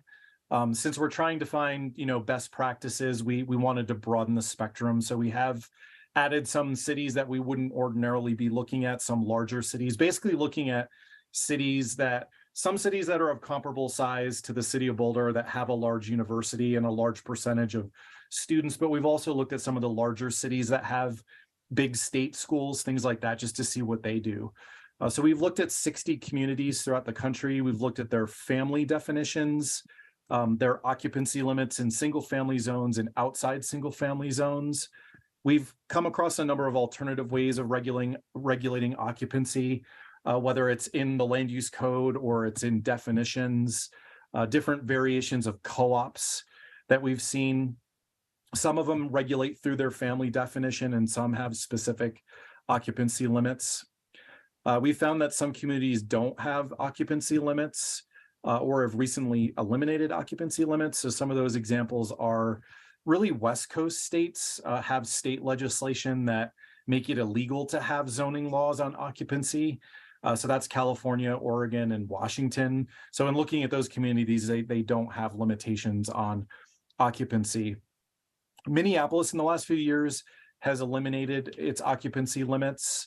Obviously not a West Coast state. I should point out that in attachment C, where we have a summary, it's put in there as 2 as their occupancy limit. It should actually say 2 or more. That's, if you look at attachment D, you'll see the actual language in the code and it says 2 or more. It's kind of an odd way of saying it, but they don't have a limitation basically based on that, how it's written. Some communities have reduced occupancy limits in areas around their university. Some examples are Austin, Texas, and College Station, Texas. Austin has some single-family zones that surround the universities that had a higher occupancy limit in the past. It was like 6 unrelated. And based on some concerns, particularly related to students living in what they called super duplexes or what they called shadow dorms, those were reduced to 4 unrelated in recent years. And then College Station's an example of a community where they actually have an overlay that limits, where they have a higher occupancy limit outside the overlay, but lower within the overlay by the university. There's some other communities that have increased occupancy around their universities. So Charlottesville, Virginia, and Tuscaloosa, Alabama. You're probably already aware about Madison, since I talked about this in the memo and it's been recent news, but Madison had a 2 unrelated person occupancy limit in their single family zones. It's 3 unrelated throughout the city. And if the way the code was written before is if you wanted to have 3 unrelated in the single family zones, the unit had to be owner occupied. So at the end of February, Madison actually brought this to through their planning board and their city council and rescinded that rule. They changed the requirement to 5 unrelated citywide. So 5 unrelated citywide is what we've seen in a number of communities recently, like Denver has made this change. So this is just showing attachment D, the 60 communities. One column shows the definitions of family, which you'll see are probably very similar from community to community. And then the right-hand column is really getting into the occupancy regulation. So I don't claim to be an expert on all 60 communities, but I've tried to pull out a lot of the themes that we're seeing and try to summarize that in the memo. And then just for ease of reference, this is where the numeric limits of occupancy are summarized in attachment C. Some of the analysis that we've seen is looking at table 1 in the memo is really looking at specific occupancy limits per units in the single family zones in the communities. So in this case, 32% of the communities had a limit of 2, which is less than Boulder, obviously. And then roughly equal number of 3 and 4 at 23% and 18%. And then 12% had limits of 5. And then we have a category called different limit, which is 15% of the communities. That's where it's like there's no limit, or it's an even higher limit than 5, like 6 or potentially 8. It's also communities that have different definitions of like housekeeping units, or they might have their limitations based on floor area or by bedroom. So when you look at the communities that have different limits or greater number than Boulder, it's roughly almost half of the communities allow a higher limit than Boulder. So looking at the zones outside of the single family zones, you can see a roughly quarter of the communities have 4 as their occupancy limit, which matches the city of Boulder's current limit. And then a number of communities, 15% allow 5, and then 2% allow 6. And then we get into that different limit category. So again, it's roughly half of the communities end up allowing more than the city of Boulder does, but some have different ways of going about it. So it's difficult to determine if it allows more, but generally the 5 and 6 are what we're pointing in to look at. I also wanted to point out there's a number of other cities that define functional families, households, and housekeeping units. These are generally equivalents to like family that we have here, that include unrelated folks that live together and share the cost and living in the unit. That's pretty common throughout the country. Some of them allow it just the same as any like family limitation. Some actually have a process, just like the city of Boulder does for co-ops, to get those approved. And then we also wanted to point out, we pointed out some communities that allow increased occupancy for seniors.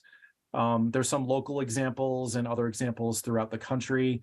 And just to point out, we brought through an ordinance several years ago to allow increased occupancy for seniors up to 10 in some of the rural residential and rural residential estate neighborhoods in the city. This was not passed by the council at the time due to the opposition that had come out as part of that process.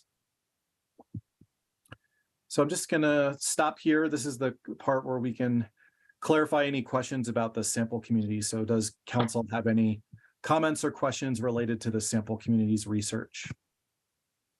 Thanks, Carl. Folks, if you've got questions about the research that's been done, we're obviously going to have questions and comments about the options that staff put in the memo in a bit in the second half of the presentation, but this is a good place to pause and ask questions about the background data collection. We're going to start with Tara and then go to Nicole. Thanks, Carl. My first question is, Austin, do you know how it's going over there now that they went from 6 to 4? Do you have any updates? Yeah, I actually talked to a planner who's worked there for many years. He said there were a lot of concerns and complaints when the limitation was 6 per unit. Like I said, there was a number of duplexes in those neighborhoods that they call super duplexes because it allowed up to 12 people per building, which, you know, caused a lot of complaints in their neighborhood. So in the discussion we had with him, basically when they lowered the occupancy limits, he said a lot of the number of complaints had gone down. Okay, and now Madison. I went to school there, by the way. I'm not going to say whether I did or didn't live over occupied. Yeah, we talked to Madison too. We thought that was a interesting community because it had that owner occupancy requirement. When we talked to them, they basically talked to us about the complications that they had in the enforcement of the owner occupancy requirement. It was very difficult to know if a property was owner occupied or not. And because of those enforcement problems, that's what led them to rescind it and go to the 5 unrelated.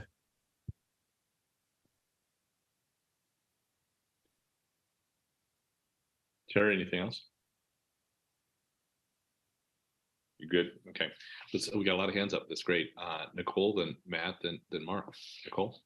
Thank you. I was just wondering when looking at these policies, when were they implemented? So these policies that other cities have, the 60 or so, were they implemented like in 2020? Were they implemented in 1950? Do we have a sense of how old they are or how recent they are? That I don't know. We basically went into their zoning codes and looked what they had on the books right now. And then we took interest in ones where we heard from them. We reached out in emails to a number of communities, and that's where we learned that some were in the process of recently making changes to their occupancy regs, but I don't have a sense of when those were actually administered originally.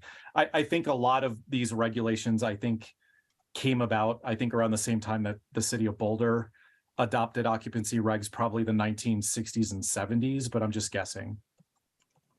Okay, yep. So around the time of the civil rights era and all that. And with all these policies, I just want to clarify, they're policies, right? They're not sort of best practices. They're just kind of the things that other communities are doing right now. Is that correct? Yeah, like I've said, I think best practices is kind of an opinion. I think I've noticed that I think most communities deal with the issue very similarly. So I would say they're common practices. I think communities learn from each other and adopt similar regulations over time. Thank you. And just one last question about these. You mentioned that there are some places that have just gotten rid of occupancy restrictions altogether.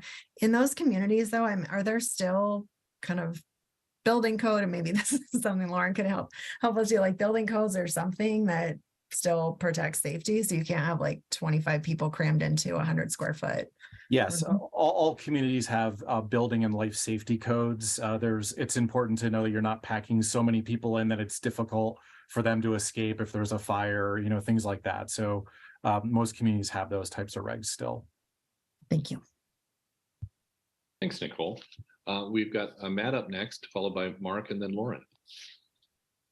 Thanks, Bob. And thanks, Carl and Brad and the whole team for just compiling all this. It's a good baseline from us to work from. So I thank you for doing the deep dive and reading everyone else's planning stuff. And you can see any helpful nuggets that Boulder could adopt outside of occupancy. Let us know if you see that in any other cities. But my question centers around maybe Denver, a little closer to home. If I recall, they did this they moved to 5 about a year ago. Is that about right? I think that's right. And so I'm just wondering, has there been any analysis as to those impacts? I would imagine that similarly, there were probably similar concerns as we're seeing here in our community about moving occupancy to 5. And were those concerns realized? Did they come true, or have we kind of just had occupancy move to 5 and people have kind of gone about their merry way? And so I'm just sort of curious about any analysis from our friends in Denver. Yeah, I had a discussion with the planner who worked on that change. His thoughts were that they've not really necessarily seen an uptick in impacts. I think part of it is that, even though the number goes to 5 or 6 or whatever, not every unit or owner decides to have that many people in their house.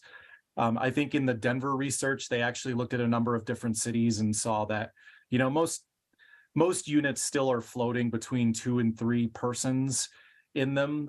So it's not like something that's this immediate impact, but they've not seen any uptick from what I gathered from the conversation with him. Well, and I guess, Carl, your answer kind of led into what my next question would be, which is sort of the idea, and I don't know if there's a more official term, but sort of useful occupancy in terms of like what's actually used up. There's like available occupancy when you say now it can be up to 5. But do you have any sense of just how much of that is actually being utilized? And I think you maybe answered a little bit that most are hanging out at 2 or 3. And maybe one question is maybe comparing like a place like Denver that has 5 to maybe a place like Vancouver who has no occupancy limits whatsoever, or another city. And I'm just wondering, does it sort of produce this tsunami of occupancy like some are concerned with? And maybe your previous answer kind of addressed that, but I wanted to more specifically ask that question about sort of useful occupancy. No, we've not heard that, and yeah, and their research that Denver did, even Vancouver, that has like some of the highest densities in North America, had not seen a huge increase in occupancy. Their average is still around the same as Denver's. That said, obviously areas around, universities might be different. If there is a area where it makes sense for a lot of students to cohabitate because of cost, they may take advantage of an increase, and we might see, that in those particular areas. But as an average across the cities, their research showed that it floats in the lower 2s of what a typical unit is. Wonderful. Thanks, Carl. I appreciate it. That's all for me. Thanks, Matt. Mark, then Lauren. Thank you, Carl. That was a great presentation, and I really appreciated it. In the course of your research, did you take a look at enforcement practices across the various cities to see how it has any impact or effect on the basic practices of renting? And I suspect a lot of the flashpoints and friction, if not in most cities, certainly in this city, is not necessarily whether you have 3 or 4 or 5 people. It's when you have 10 in a 3-bedroom apartment. And, our enforcement has been relatively limp. And so I'm wondering whether other cities have engaged in enforcement practices that whatever they permit, that's what they get, as opposed to simply getting a 3-bedroom apartment that's authorized for 5 people, and you have 10. Yeah, I've had some conversations with other city planners about occupancy and enforcement. I think what I got from the discussions was that their focus has been more on what are the impacts. Is it detritus in the front yard? Is it a parking impact? Is it noise? Less so about looking into the number of persons. I think they've tried to shift the focus to addressing the impacts largely. Not to say that that's the same across the board. I just think in the ones that I talked to, that was generally the answers that I got. Okay, thank you. I'm good. Thanks, Mark. Lauren, and if no one else has a question, I do. Yeah, thank you for that presentation. My question was the first question was about enforcement as well, because sort of on a different side than Mark took it, though. I used to live in Eugene, and our occupancy that was maybe closer to double what apparently was allowed. And I had never heard of anyone experiencing any occupancy enforcement while I lived there. Like, I don't think we were even aware that it was a rule. And so I was just wondering, maybe these rules are on the books, but do we know that these rules are actually enforced at all in these communities? Carl, do you want me to take that one? Sure. Initially? Sure. I'll share my experience in other jurisdictions with occupancy and what I've come to understand too in Boulder's. First, I think it's important to recognize that there's been a hold on proactive enforcement relative to COVID protocols, and then segueing into this in Boulder, but certainly as a response to complaints. And most jurisdictions, both through my understanding and talking to other, working with other jurisdictions and in jurisdictions I've worked, acknowledge that it is mostly complaint-based. And ultimately, it is the externalities that folks are often most concerned about, trash, weeds, those kind of things, And as Carl noted in his presentation, those are things that are operational and can be managed through that. Where there is a complaint, then the mechanics of that often involve voluntary disclosure, and you can appreciate the, the importance of, or the challenges of getting accurate information in that case too. But I do also like to point out that, again, most people like to follow the rules. Most renters and landlords do. And just like a law for jaywalking that maybe isn't actively or aggressively enforced, still has a role in managing the impacts for intensity of use, which is ultimately the goal of many different zoning regulations. And so that's why it has a place, historically in Boulder's record of code and how that really does continue to be a tool, as I indicated in the toolbox. Anything else, Lauren? Yeah, I do have a couple. Well, just because you were talking about why these occupancy rules exist, I was wondering if you are aware of what the first occupancy rule enacted in our country was. I want to say Berkeley, but I'm not sure about that. Obviously, Berkeley doesn't have one now, but I feel like I did read somewhere that Berkeley was the first to do it in single family homes, but I could be wrong on that. Yeah, well, I don't know about single family homes, but the first one in the country was in San Francisco. And one of its criticisms, even at the time, was that it was pretty backed by pretty explicitly racist intentions, right? It was only acted upon against people in Chinatown, basically. It was not enforced. And even, there's things in the paper about legislators' own homes probably would not have held up to the standards that were required. And so this unequal enforcement thing, I think, is something that has always been an issue with occupancy, and just something for us to think of and be aware of as we look at these regulations. My last question is about rental agreements and rental restrictions. So please correct me if I'm wrong, but their rental agreements can still limit the number of occupants allowed beyond what the city allows, right? Or reduce it from what the city allows. Of course. I would think so. I mean, just like an HOA can enact additional restrictions beyond the city. Thank you. Thanks, Lauren. I don't see any other hands up. So Carl or Brad, I'd like to ask you a couple questions.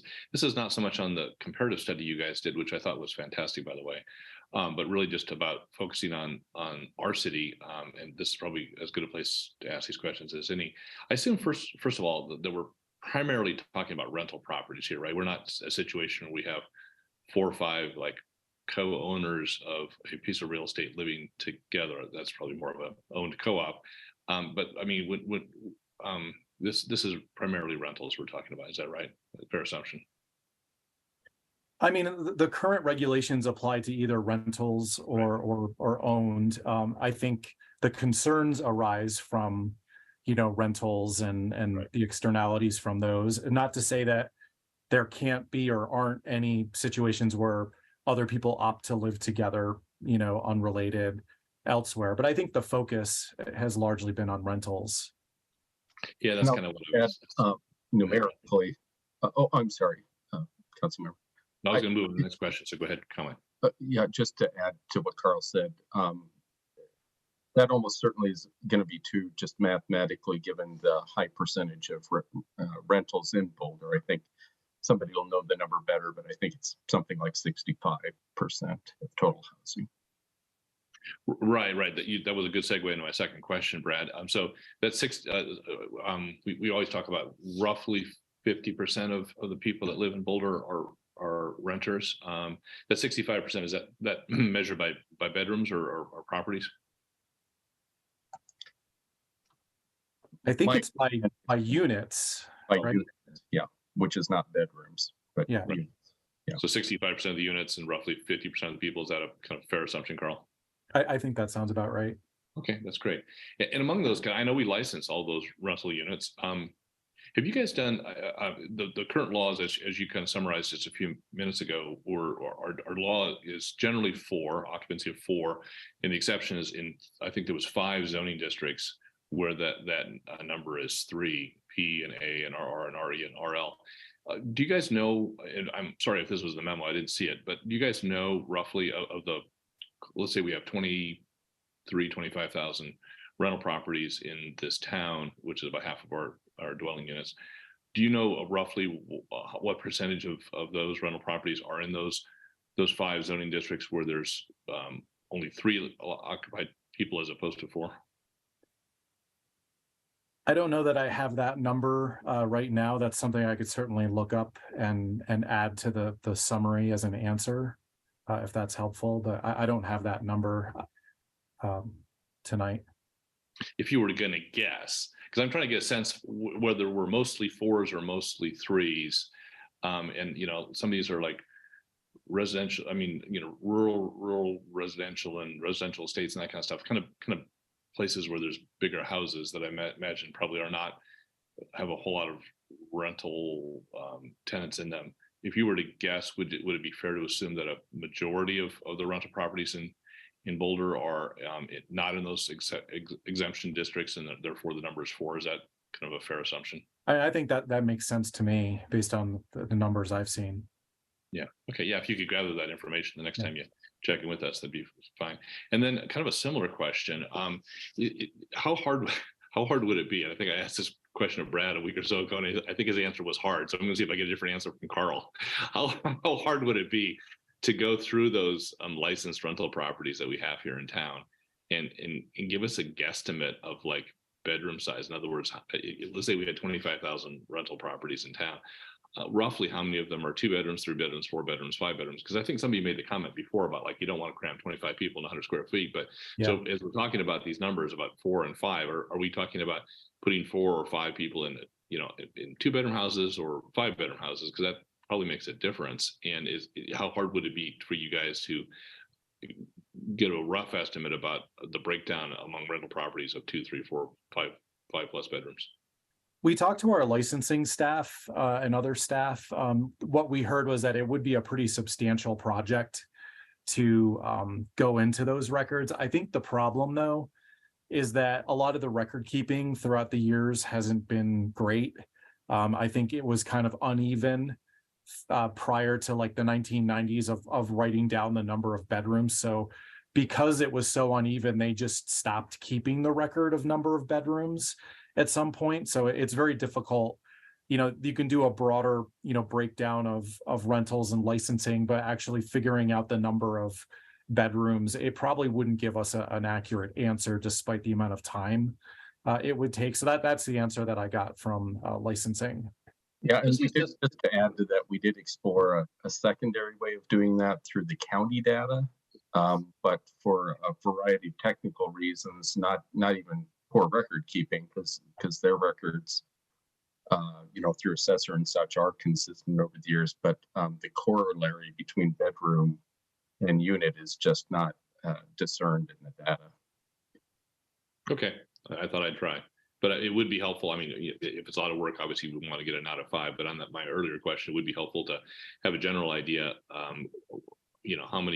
roughly how many of those rental units in town are under the 3 regime versus the 4 regime. I take your estimate, and I would tend to concur with you, Carl, that probably a vast majority are 4, but it'd be nice to know, is that 80-20, 90-10, what percentage of them, if it's not too much work. Yeah. I don't have any other questions. Any other questions about the data collection? I don't see other hands up. If not, folks, I think we're ready to move into your options. Okay.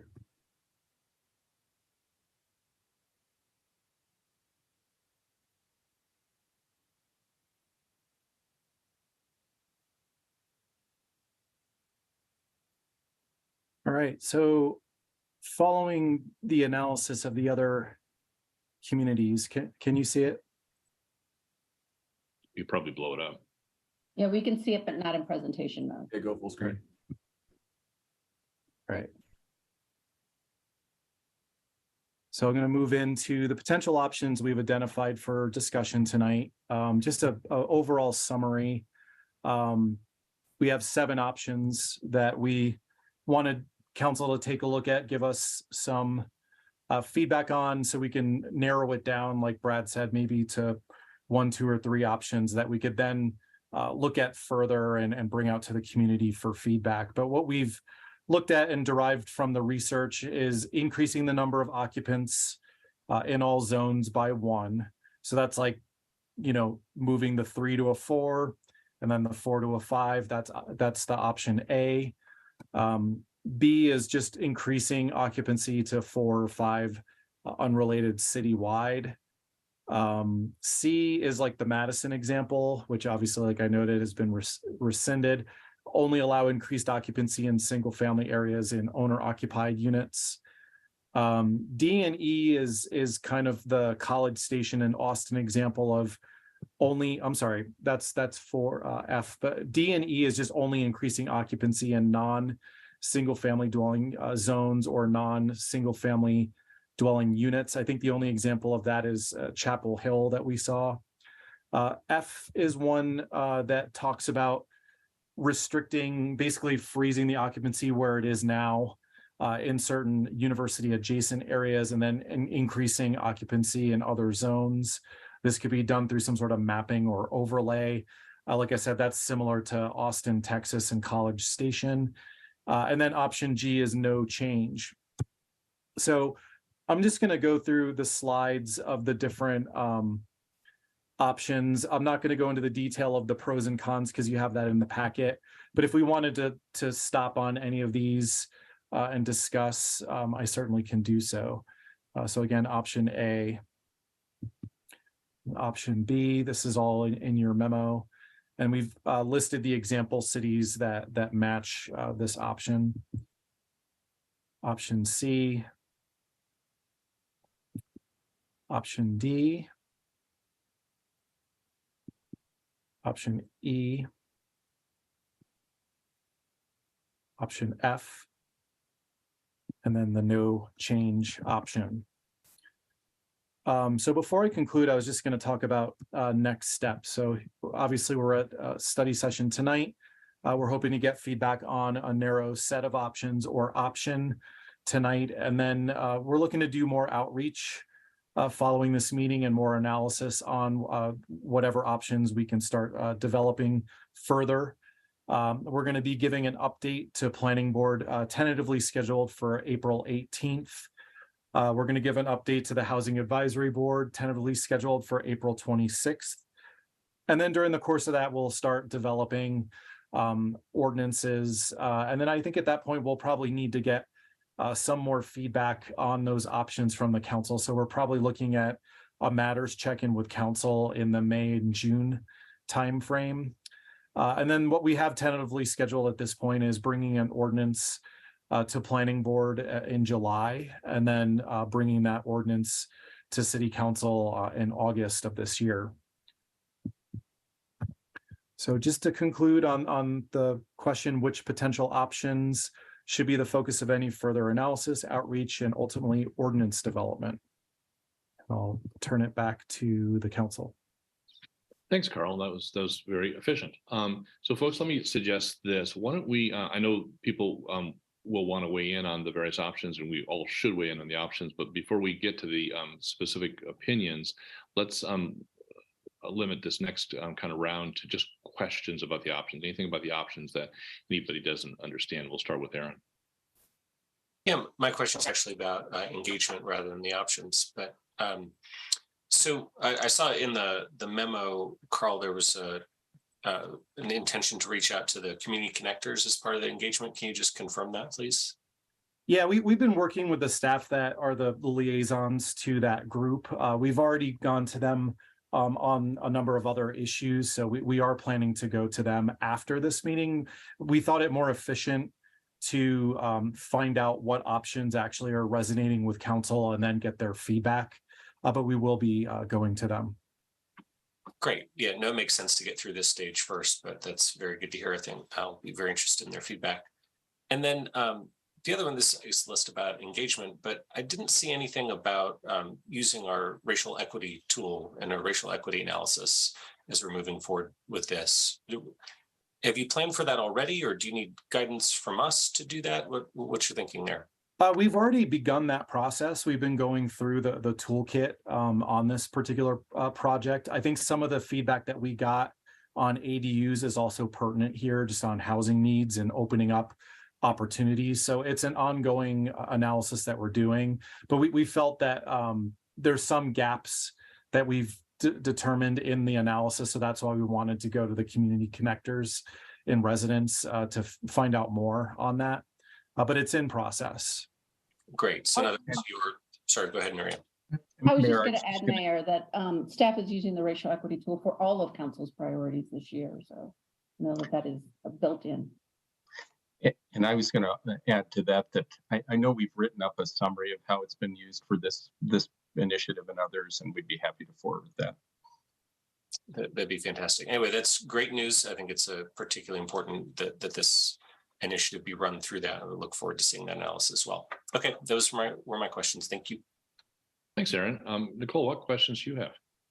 Yeah, I just have a question I think it probably applies to all of these options the same way, but are there common data we have now that we can track, that we could follow for a year or two to kind of look at any potential positive, negative, no impacts of any changes that may arise? And would that be different for any of the options? We don't have any specific data like based on these particular options. I mean, again, if council wants to request us to look at something in more depth related to certain options, we can do that. Okay, thank you. And then Bob, this is a question just for you as a facilitator. Is there a spot where I can ask questions about and offer comments on the engagement, or do you want to just wrap that all into everything? Yeah, let me just make a suggestion. That's a great question, Nicole. How about we focus on questions now, and then when we get to comments, let's provide comments on both engagement and also our preference. Is that okay?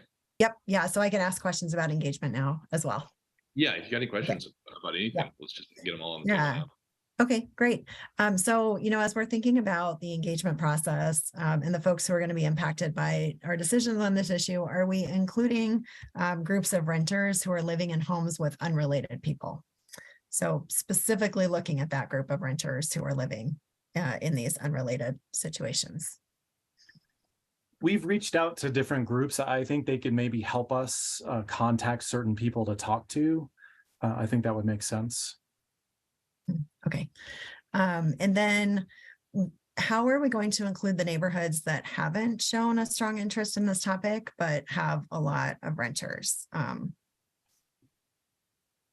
I think, we work with our communications folks on getting the word out on things. So I think what we would do is target those areas that we think have a lot of rentals, and then use social media or Nextdoor as ways of making people aware of this process.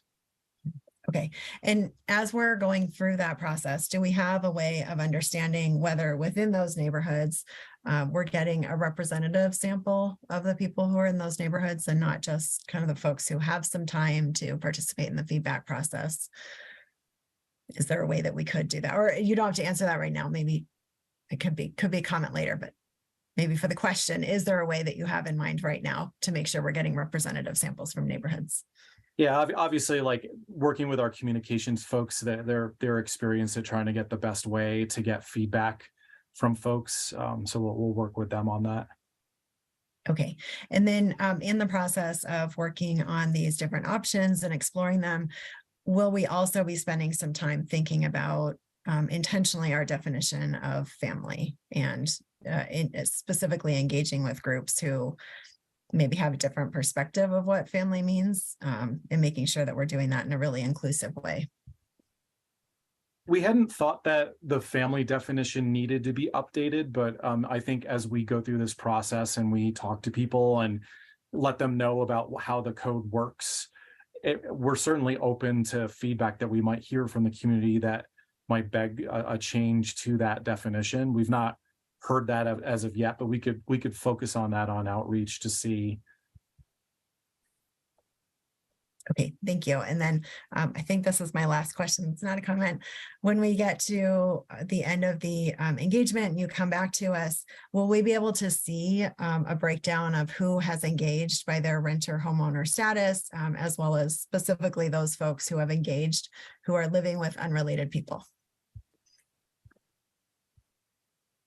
I mean, it might be difficult to find that for everyone, but we could certainly try to, everyone we talk to, we could ask them that question and show that in the results the best we can. Okay, thanks, Carl. That's all for me. Thanks, Nicole. Mark, what questions do you have? Just one. Well, with respect to the proposals to increase the number of approved residents, especially going to 5, is that going to apply to efficiency units, which could be 250 square feet? Well, I mean, what's the theory on that? Putting 5 people in a, 15 by 20 space, or? If it were just the numeric number per unit, it would apply broadly to each unit, but there are building code restrictions on the occupancy that I think would come into play in a smaller space, where they wouldn't, like the building code may not allow that many people in a small unit for safety reasons. So we'd be relying on that. Okay, thank you. Let me ask a quick question along those lines. I don't know if it's a question or suggestion, but perhaps Carl, in your next memo to us, when you do that check-in with us in May or June, you or somebody in the planning department could lay those out as part of the memo about what other restrictions would come in place, in addition to the numerical ones, just so we can have an understanding. Sure. Wasn't really a question, but it was a suggestion. Okay. Any other questions before we get into actual comments? I don't see any hands up. So who wants to kick us off on comments on either the options, what their preferences are? Again, keep in mind our in addition to providing guidance, which I think we've already started to do on engagement, which has been great. Let's also see if we can come up with 2-ish or 3-ish of these options that we want staff to pursue to the next level. There's 7 on the table, including the status quo. I guess status quo is probably always implied in anything, but what else do we want them to look at over and above the status quo? Who wants to get us started? We did get a hotline post from Rachel, so I guess she got us started. But following Rachel's hotline post, we'll get going with Nicole and then Matt. By seconds. Okay. Okay. So, I want to thank staff. Really seems like what we're doing here is exactly what we said we would do, and what a lot of the opponents actually of the bedrooms ballot measure said that they wanted: a really thoughtful approach to occupancy reform that has really good community engagement.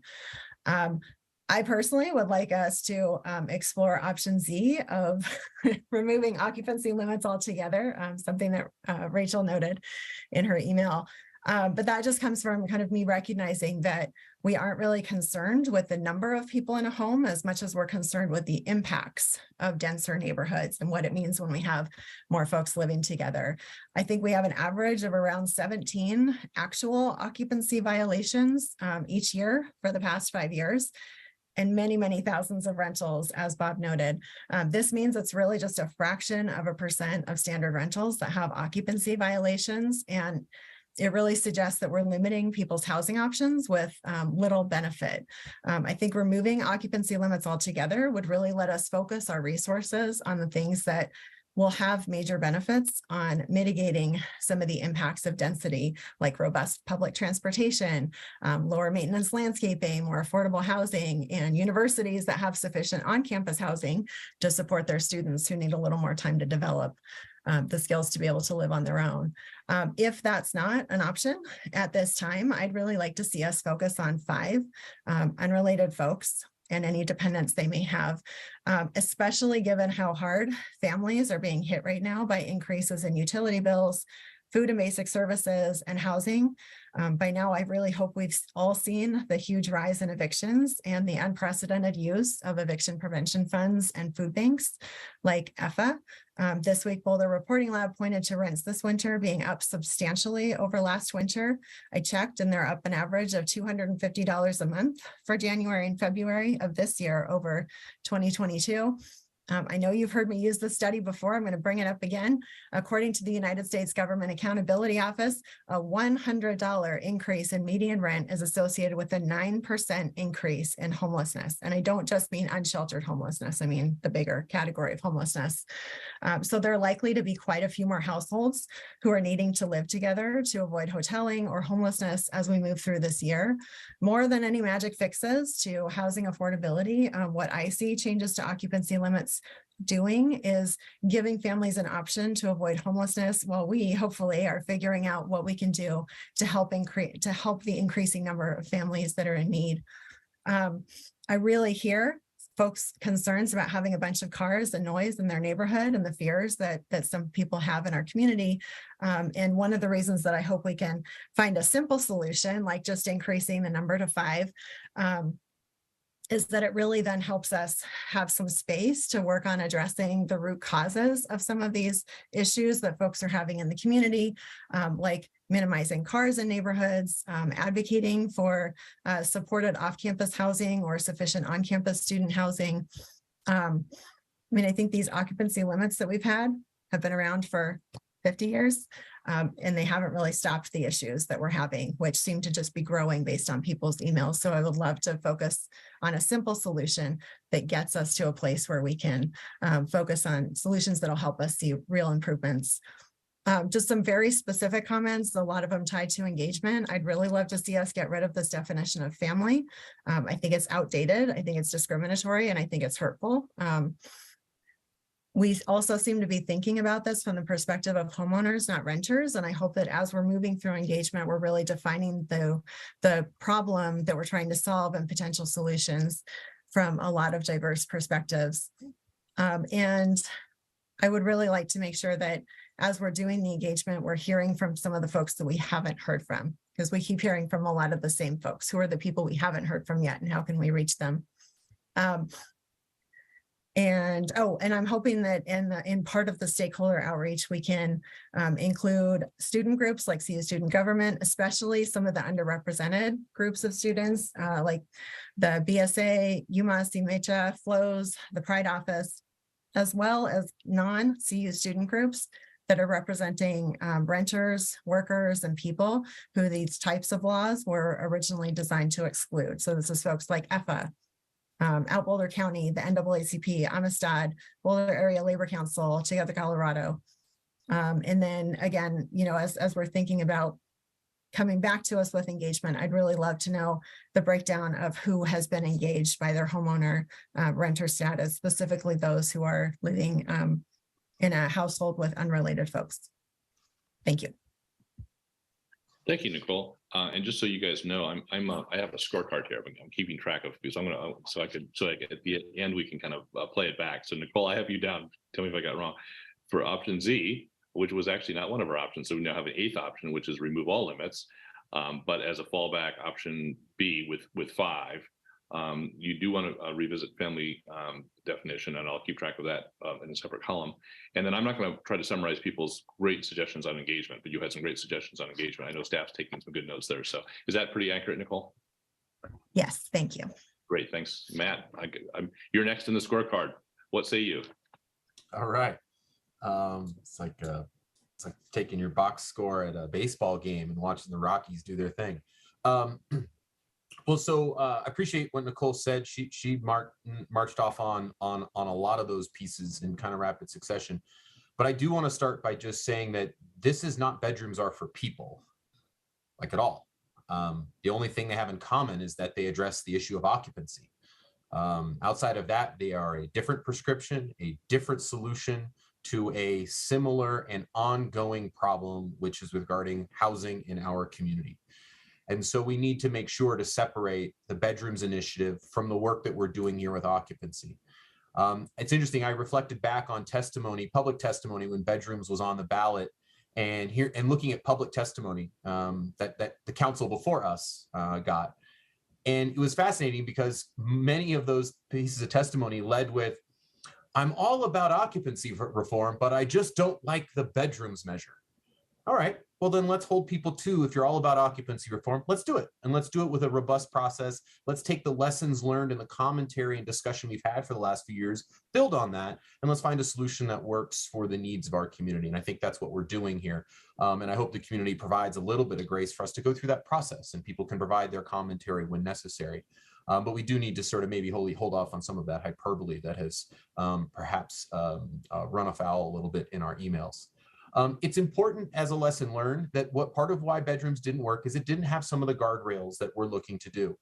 And as I think was mentioned earlier, and it might have been by Nicole, why are we regulating people? We should be regulating the impacts that those people have.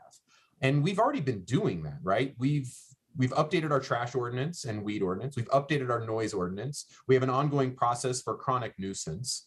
And so we're doing those things independent of occupancy. So I think that if we look at those issues, you could have 5 people living next door, and if they're not making a trashy mess, not making a ton of noise, and they only have a couple vehicles, would you even know they're there? And so I think we can work on the symptoms, and that's the more important issue for us at hand, rather than regulating people and who they get to associate and live with. I will say that it's important for us to think about simplicity. You know, at our mid-year retreat, that was a very important thing that we discussed in talking with Brad and the team, that we want to find ways to simplify our process. So why should occupancy go in the opposite direction and us overcomplicate things with overlays and this rule for this zone and that rule for this zone? Simplicity has to be one of the measures in which we do everything we are, for predictability, but also for the sanity of our planning department and members of our community. So I really encourage us to stick down that path. One thing I would ask us to sort of look at here is, you know, there's a question that really I don't even think we've studied, which is, what is our community's first, what is the ratio of rental to ownership in our community? I know that we know in terms of people, we know about 53% of people in this community rent, but in terms of properties, perhaps maybe even in single family where maybe those impacts are most concerned, what is that ratio of how many of these properties are rental versus ownership or owner rented? And I think that's a helpful understanding, because do we have an interest in wanting to know what that proper threshold is? Do we want to create levers to adjust that? I don't have the answer, but it's a worthwhile question to have as we think about those impacts in housing as a whole, and occupancy kind of spurs that a little bit in my head. And lastly, I'll just sort of finish with what my options are. And I would, I think maybe that in the future, we could just abolish our occupancy as a whole. Maybe that's something we could do. I think right now we have to have a limit. And so I would actually bifurcate option B and actually call it B4 and B5. So looking at a blanket 4-person and a blanket 5-person, because they are different. And I'm actually curious from staff's perspective and analysis, what are those differences, pros and cons? But it stays in the realm of simplicity, but really just offers a 4 versus 5, and we can look at those impacts. So I'd love for us to bifurcate B in that sense. And if I were to pick another option, I would probably pick A as another one to evaluate. And the reason for that, even though it's not my preference, is I don't think it's fair for us to do engagement if we give them one choice. That's not really quality engagement. Hey, what do you think of the one thing we've already decided, yes or no? So I think we do need to have some options. And so I think a bifurcation of B in that sense and A are a good way to start. So those are my comments for now. I reserve the right to comment later if need be, based on my colleagues. But thanks, Bob, for the time. You're never shy about that, Matt. Yeah. And Matt, Nicole did kind of suggest that we look at family definitions. Is that something you'd like staff to do as well? Okay, great, thank you. We have next for comments, Mark, followed by Lauren. Well, thank you. I could not disagree more strongly with you, Matt.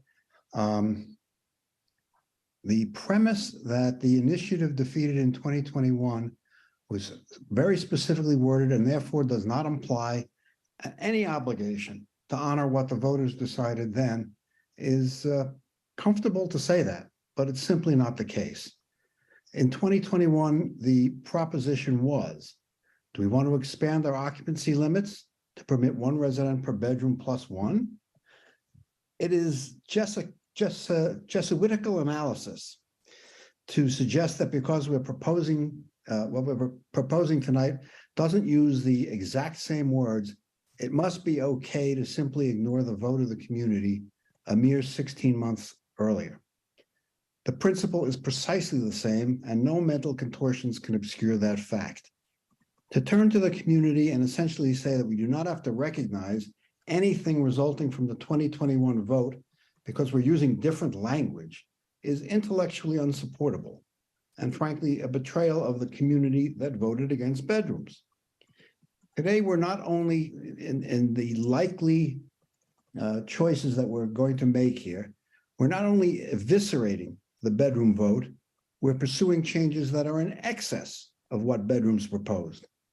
5 residents in a house is in excess of what the bedroom advocates campaigned on with respect to efficiencies, 1-bedroom units, 2-bedroom units, and 3-bedroom units. They come out even on 4-bedroom units, and the proposed reforms are only superior in units of 5 bedrooms and up. This is much more aggressive than the program that was defeated 16 months ago. If you've read the many emails on this issue, there's a common thread among those who oppose what we're doing, a deep-seated anger verging on fury.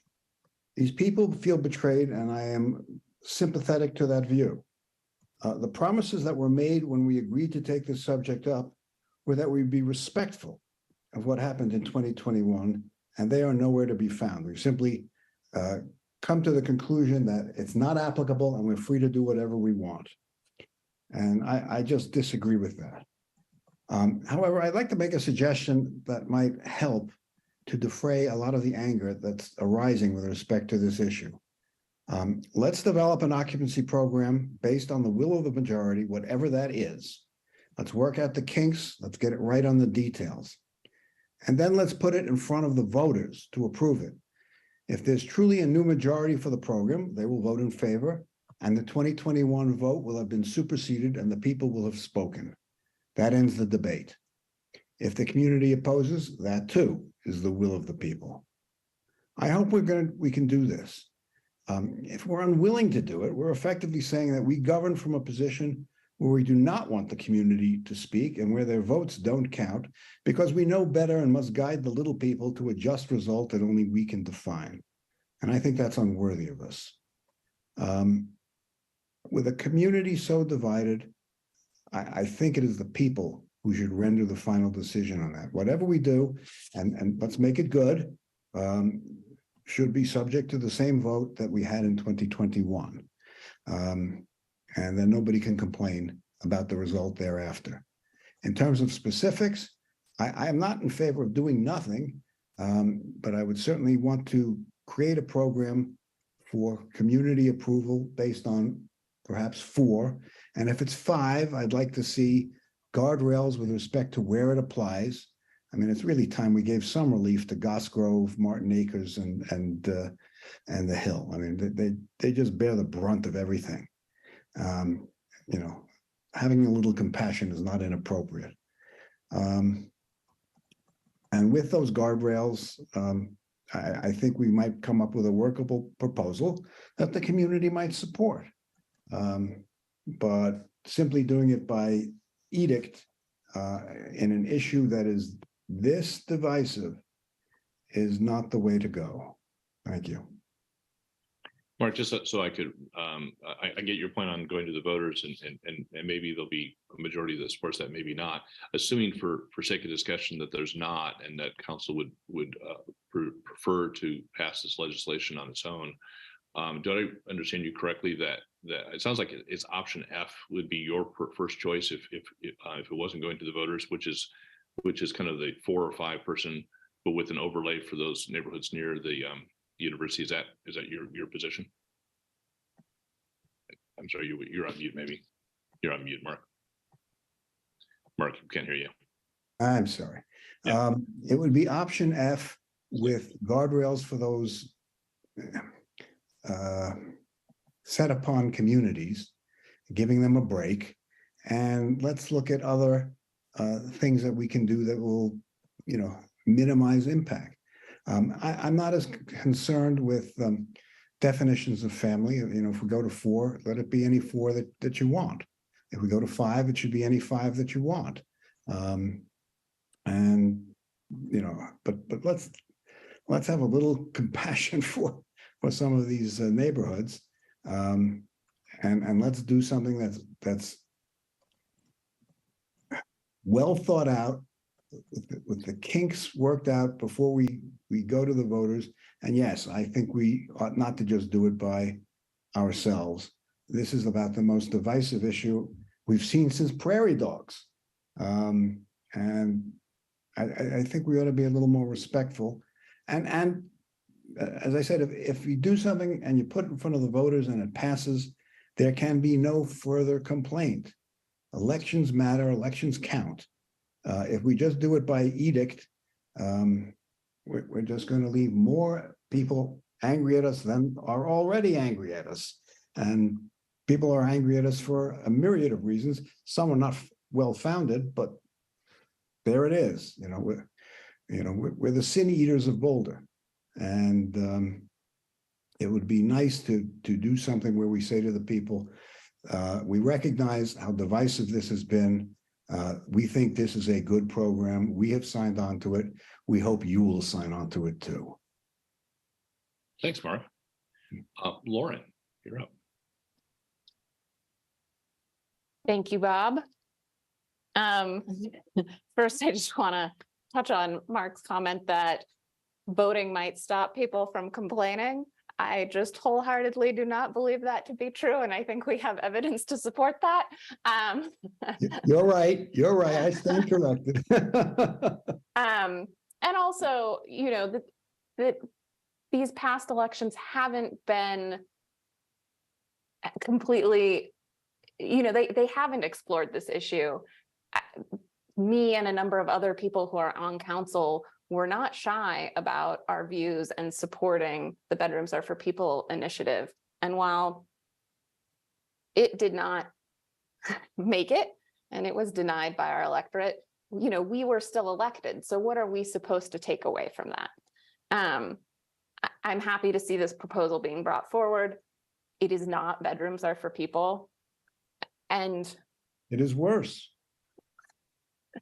You had your time. Hey, I apologize. So I think, you know, I fully support the option B, 5+ dependents would be my preference. I would be interested in staff also looking at 4.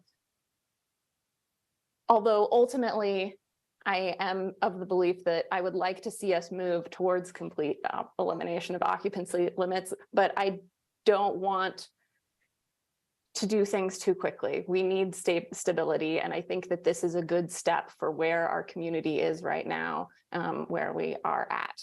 So yeah, I support the 5+. The history of occupancy standards follows prevailing social, cultural, economic, and health rationales of particular eras and particular sectors of society. They are products of socially constructed personal feelings and opinions. And I just want to say that because sometimes we get this idea that this type of occupancy limit has scientific basis, or, you know, some sort of that it's been studied really thoroughly and we know how much air or space people need. And that is ultimately not true. Even the Fair Housing Association has faced a lot of criticism around its standards and how they are not based on scientific backing. There are other kinds of occupancy standards, like those that we see in our fire codes, things like that, that are about how quickly people can exit spaces and things like that, that do have strong scientific backing. But that is not what we are talking about. And so while I understand concerns about, you know, how many people might be able to potentially occupy a small space, for one, we have rental regulation, you know, like landlords tend not to want to allow those kinds of occupancies of their units. We have fire code. I look forward to seeing what else staff brings forward in terms of those are just the two that I know of off the top of my head. And so I am comfortable moving forward with this. I appreciated Nicole's concern or Nicole's comments around other groups that we might reach out to. I would also like to see us reaching out to groups that represent people who are potentially being priced out of our community. I think of things like the Restaurant Association. You know, we get lots of comments about people who, about businesses not being able to hire because they can't find places to live. I think that we should make sure that our engagement is pretty well-rounded. Thank you. Oh, and Mark, or sorry, Bob, you're going to ask me about family definitions. And yes, I would like to see us look at those. Thanks, Lauren. Perfect.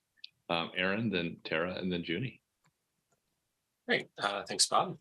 So I just want to start out by saying that the options that we're looking at tonight are not what was in the Bedrooms Are for People ballot initiative. And so, Mark, with respect, I will strongly disagree with your characterization of that.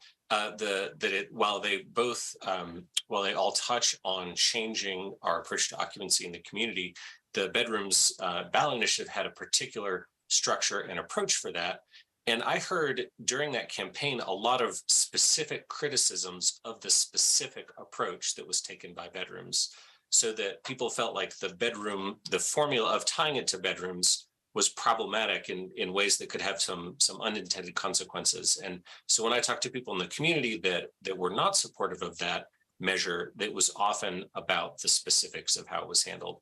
And that is not one of the proposals that we have in front of us. None of the proposals that we have are tied to bedrooms whatsoever. So I just want to characterize this differently, that we're looking at occupancy changes that are not the ballot initiative. And I think it's important that we do so because I think there's a real need for a greater variety of housing options in our community and ways for people to share housing costs. You know, I hear we're getting some assertions that it doesn't matter how many people you have in a house, they'll all be charged the exact same rent. And I'd like to disagree with that argument. I've seen that in my own family. Like my child lives in a shared apartment, and they added a third person, still within legal limits, folks, to be clear. And everybody's rent went down. They shared the cost amongst one more person, and everybody paid a little bit less. Now that's an anecdote. We can't just trust anecdotes, but I think just logically, if you think about if you have a 1,500 square foot house and you're sharing it with two people versus four, I think it's unlikely that you will generally pay exactly the same amount to share less space. So just want to make that point. And then I think it's really important that with this, that we're allowing for different living arrangements. Our definition of family is quite broad in our city, which I appreciate, but it does not cover all the kinds of living arrangements that people enter into. And I'll mention specifically, I know a lot of LGBTQ folks who live together in arrangements that are not covered by our definitions of family, but may well want to live with, 4 or 5 people total in, as a healthy and positive and familial-like relationship, but we don't designate that as a family. And so this would allow folks like that options to live together, which I think would be very beneficial. So as I'm coming through here, I will also be interested in looking at family definitions. But I think if we are increasing the number, it makes it less pressing, but I would also like to look at that. And I think I'm really glad to hear that we're running this through the racial equity tool and instrument. I'll be very interested in that outcome. I'm going to guess we'll have to go with exactly what the tool says, but I'm going to guess that it will be favorable to our racial equity goals if we allow more people to live together. But I will wait to see the results and not predetermine that. But I think it's fairly likely. And mention that agree with Nicole about outreach to additional groups and such as the ones that she mentioned. I think it's good. Will be important to get a variety of perspectives from the community throughout this process. And then I'll just reiterate a couple points that Matt made about how I think what's important is that we're regulating on impacts rather than people primarily, and to reiterate that we have already adjusted ordinances recently about those impacts and are working on other ones right now. So I think we're working on that steadily. We do also have the neighborhood parking permit program to control for parking issues. So I think that's the kind of way fundamentally to regulate. With all of that said, I do want to send multiple options out to the community. And so I would go with simple. Brad at the beginning said, it's up to you all, but we like simple. So simple is easier to enforce, it's easier to work with. So I would go for option B with, I think Matt called it B4 and B5. So those would be, those are both very simple and I think are worth sending out to the community to get people's feedback on what they think about those. And that's a couple of different alternatives in terms of how big a move that we're making in terms of an occupancy update right now. And I think, so that's what I would like to see us take out to the community, or those two options. Bob, was that clear enough?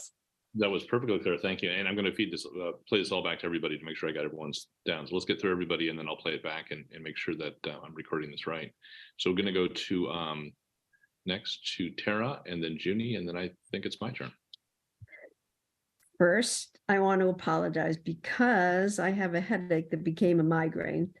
And although it looks like I'm grouchy and making faces at people, I'm just in a lot of pain. So nobody text me that you're offended by my faces because I'm in real pain.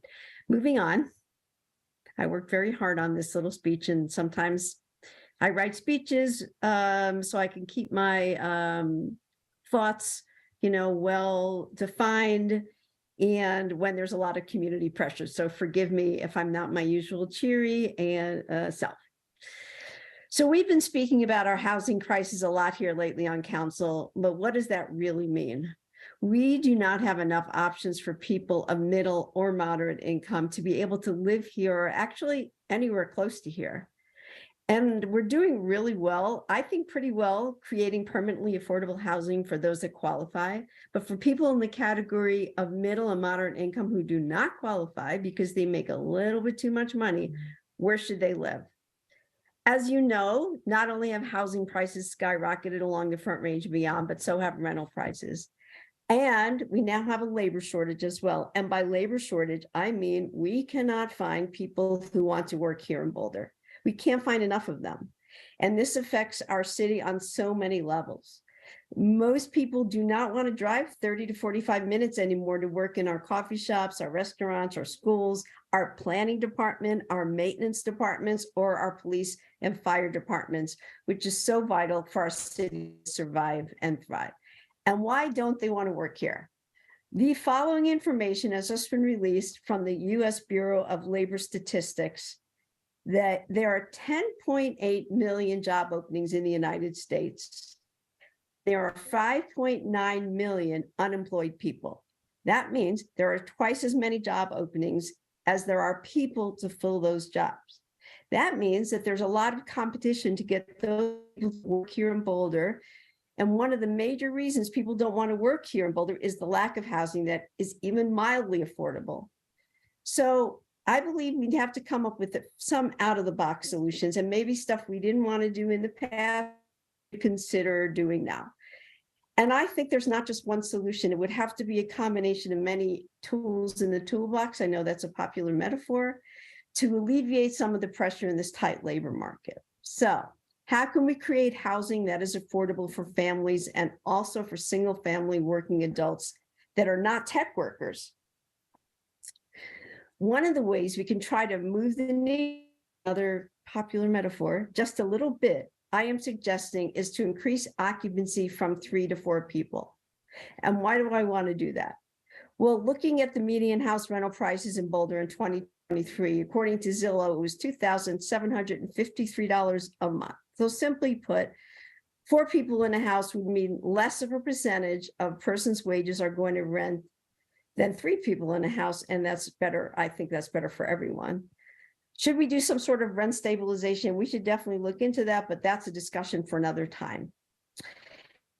I realize that some of the people that would benefit from a change in occupancy would be students, but believe me, a lot of people that want changes, talking about small changes in occupancy, are working adults, many of them in their 30s and 40s, who can seem to make enough to afford rent in town, and also seniors. There's a fair amount of seniors that I've heard from that would like to share housing. So, and frankly, I would like students to consider living here after they graduate and becoming a vibrant part of our community, like my kids who were able to move here after they graduated, because young people add vibrancy to a community. I'm not done. I have a little more. To summarize this long-winded speech, my original pick was F because I'm especially concerned about the blocks in the university neighborhood that have smaller 2 to 3 bedroom houses and how they will be affected by an increase of 4, not to mention 5. But the problem with F is at a time when the city is struggling with workload due to lack of staffing, I don't know that it can be successfully implemented. So I'm going to pick B, increase the occupancy, allow for zoning districts to 4. And I believe we should really honestly, I agree with some of what Mark said, that we should see how it works and we need to revisit it in a year. I've noticed that Boulder has revisited their occupancy when they've changed it throughout the history, and I think we should do the same here.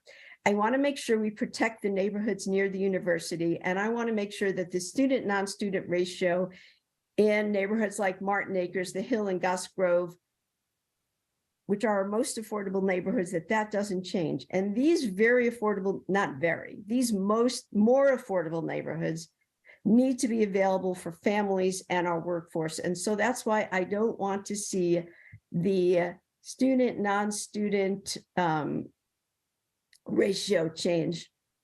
But I'm going to end up by talking, and I also, Lauren, I like your idea about limiting rental licenses in Uni Hill. And so I'd like to look into that further. Maybe that's another guardrail. I'm going to end up talking about guardrails. Sorry about this long speech. I promise 1 more minute.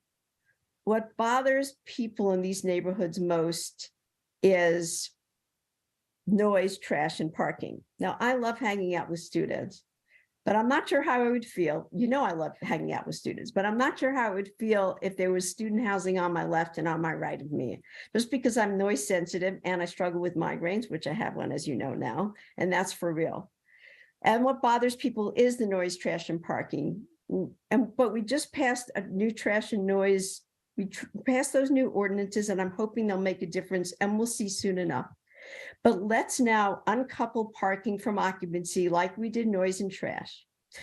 I would like to really focus on parking solutions. We have the neighborhood parking pass program. We should look into, and I'm asking staff to do this, is it too hard to implement? Are there too many signatures required, or does it work well enough? Are there any other options for parking solutions? Can we limit cars per house? If we can come up with viable solutions to parking in our next discussion on occupancy, then I think it'll make a big difference. And then we need to enforce that. And not a lover of enforcement. For instance, I accidentally parked in front of my neighbor's driveway a few weeks ago because it was dark and I was distracted. Thankfully, she texted me to move my car in the morning and she didn't call code enforcement, so that was good. But enforcement is going to be important because people need to be good neighbors for this to be successful. For any occupancy increase to be successful, we all have to be good neighbors. And sometimes you have to enforce that because sometimes people need a little push. So with an increase of 4, which would increase housing options for our workforce, and if we simultaneously make sure quality of life ordinances are enforced, it might just make the difference that we need. Is everybody still there or are we all sleeping? Did I put everybody to bed? Raise your hand if you're sleeping. I have one more thing to say. Lauren's laughing. Come on, I worked so hard on that. Is when it comes to engagement, I feel that, yeah, I agree with Lauren. We have to include the small businesses. They have a lot to say about this subject. And we also need to include the neighborhoods that are adjacent to the university. And by that, I mean, we should include the renters and the homeowners and the students. And maybe we'll be surprised at what people say, to be honest. We shouldn't assume what people are going to say. So I would like to see a lot of the engagement be around the neighborhoods most affected by this would be those that have the most that are adjacent to the university. And that is the end of my speech. Thank you. Junie, and then I see Lauren, your hand is back up for maybe a rebuttal or a clarification. It's not yet, but okay. Well, let's go to Junie, and then we'll kind of sort out where you fit in, Lauren, and then I'll share my comments. Junie, you're up. Thank you, Bob. Thank you. I am in support. I just also wanted to say before I start, it's not going to be a long speech. I'm in support of increased occupancy, but I want to ensure, as well as part of this conversation, which we have done a lot of times, which is a lot of community engagement. We're going to need that because of the fact that we did have bedrooms or for people on the ballot and it failed. And even though this is a very, very different policy, people are still equating the same. So I think we need to do that education again with community members to get their buy-in as part of this process, because ultimately we don't want them to feel that we are doing a bait and switch on them. Although I am in full support of an increase in occupancy. I looked at all the different options. And I have to say, before hearing from all of you tonight, I wanted to leave it to community as part of a bigger community engagement. That's where I was. But and as the conversation progresses, I didn't want to take a cop out. So I said, okay, then based on the conversation tonight, and also, the explanation from staff, 4 sound more the likely route that we will be taking tonight. But I just really hope that we were going to have as much engagement as possible to bring community along with us in this process. And then there was another question about family definition. I'm not tied to that. I leave it to staff to figure it out. Of course, I want an inclusive definition, but also I wonder if the definition has to follow, it has to be a legal definition, because again, legal definitions tend to be very static and prescriptive as opposed to something that is more open. So I think that's another aspect. That's a question I could have asked before and I didn't. But, yes, we can define family, but ultimately there is a definition of family in the law. And what does that look like when it comes to looking at this policy? Thank you. Thanks, Junie. And you cut out there just at the crucial moment of what your option was. Are you, so subject to the great engagement suggestions you made, are you okay with or staff moving forward with option B? Did I understand that correctly? Yes, Bob. I think, based on what I hear tonight and the conversation with council, I am comfortable with staff moving with option B and doing that greater engagement with community as well. Great. Thanks so much, Junie. Lauren, your hand is up. I'm going to give everyone an opportunity to maybe just say whatever final comments they want at the end. Do you want, is this a final comment or is this a clarification of what you already said? This is just one thing that I forgot to mention. Go right ahead. Thing that I also wanted. So I did want to just quickly touch on the problem statement before we do community engagement. One of the things that struck me as I was kind of like researching a lot about occupancy and the historic places that comes from and everything was a quote that says, "What is crowded to some is exactly comfortable to others, and what is comfortable to some is exactly what is lonely to others." And so we talk a lot in our problems, the problem statement focuses on cost, and trying to make housing more affordable. But I also would like to have it touch on making our housing more inclusive of cultural and personal preferred living arrangements, because I do think that is an important piece here as well. And, we have been mostly focusing on cost, and I think that cost is a big portion, but I would like to see us thinking about both. Thanks for that clarification, Lauren. I think everyone's weighed in, and I'll say my piece, and then I'll try to play it back to you all to make sure I got it right and that staff has got it right. And then if anybody has any final comments, we can then wrap up. We're at 1 hour and 40 minutes, we're doing pretty good against our 2-hour allotment. So I think we're going to make it add or maybe even a little quicker. I may be in a little bit of a unique position in that I was actually I worked on the Veterans Are for People campaign on the no side of things. So I know that several of you supported it. I was actually on the opposition side of things, and so I saw that from the inside. And as a person who was opposed to that particular proposition, I'm going to agree with some of the statements that were made here tonight that this is not that proposition. There was a proposition that was on the table. It was bedrooms. It had a whole lot of terms to it. But 48 to 52 vote, the voters said no, and we're not bringing that back. Staff is not bringing that back. I haven't heard anybody tonight say, let's do that particular proposition.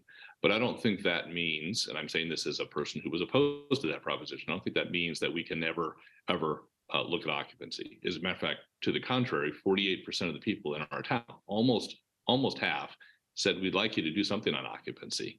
And I think that's what we're struggling with tonight is what should we do on that? So I know that people in community feel strongly that this is a redo of Bedrooms Are for People. I, with all due respect, disagree with that. And that's from somebody who was opposed to Bedrooms Are for People. I think simplicity is the key here. I think Brad said it right. I think we need to ask staff to look at something that's understandable by our community, that's simple for staff to administer, is simple for us to enforce.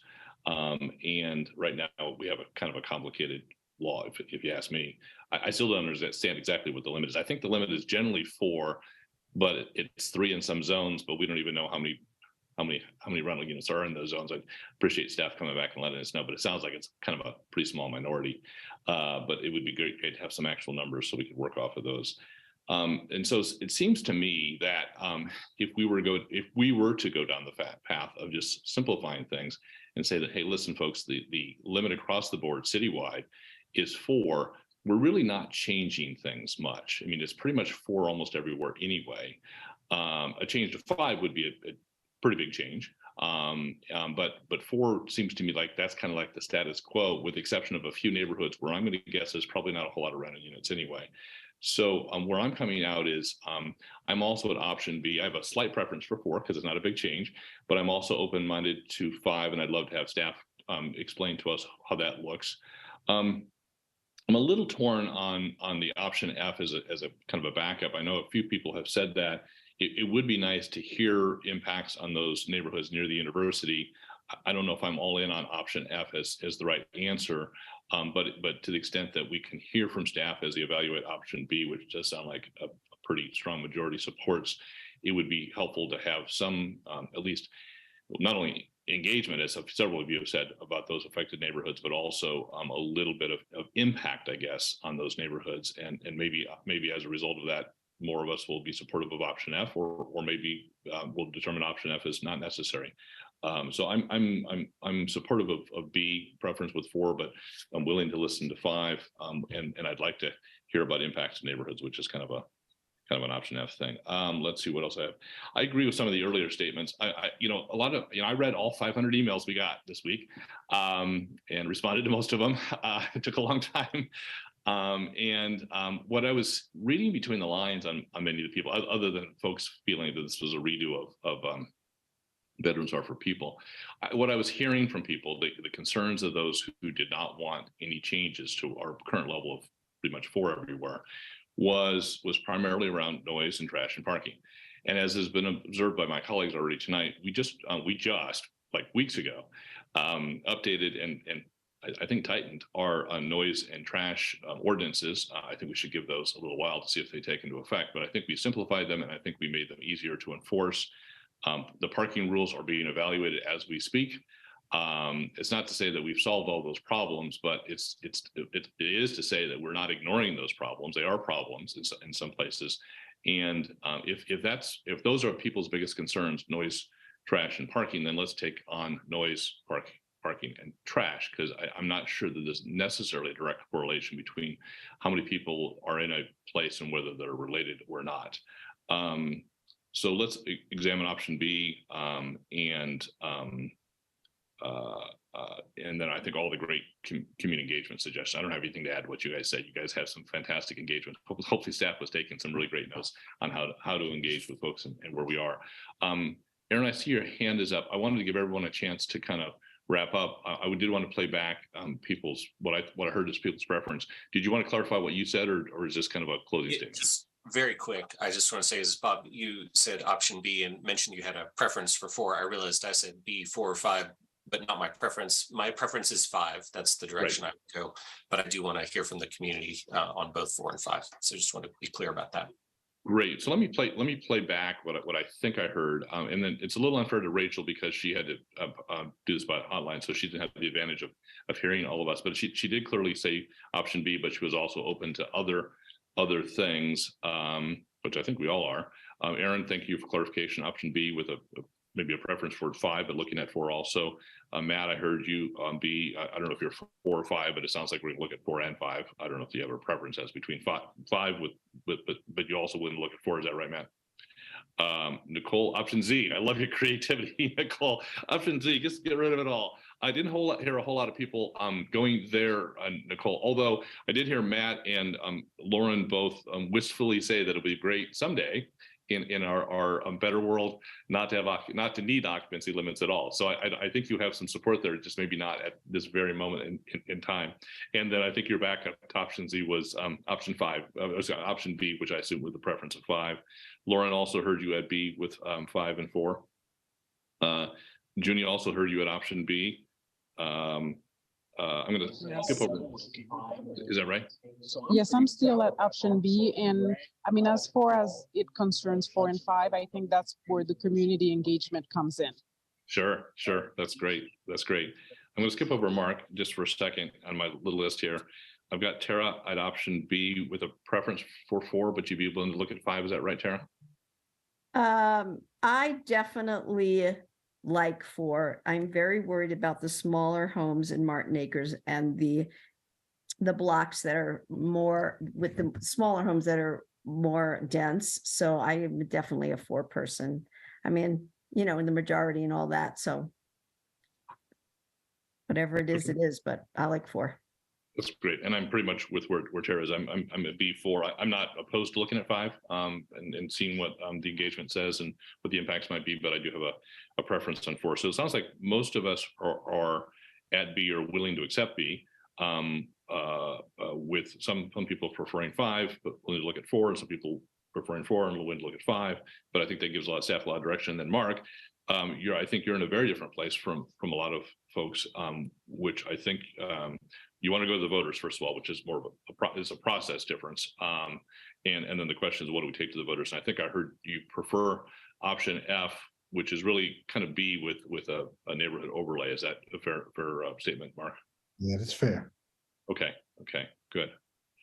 Did I get that more? Does anybody feel like did not accurately represent their views? And lots and lots of enthusiasm around looking at family definition. That seemed to be a pretty overwhelming majority on that. Lauren, did you have something to add to that?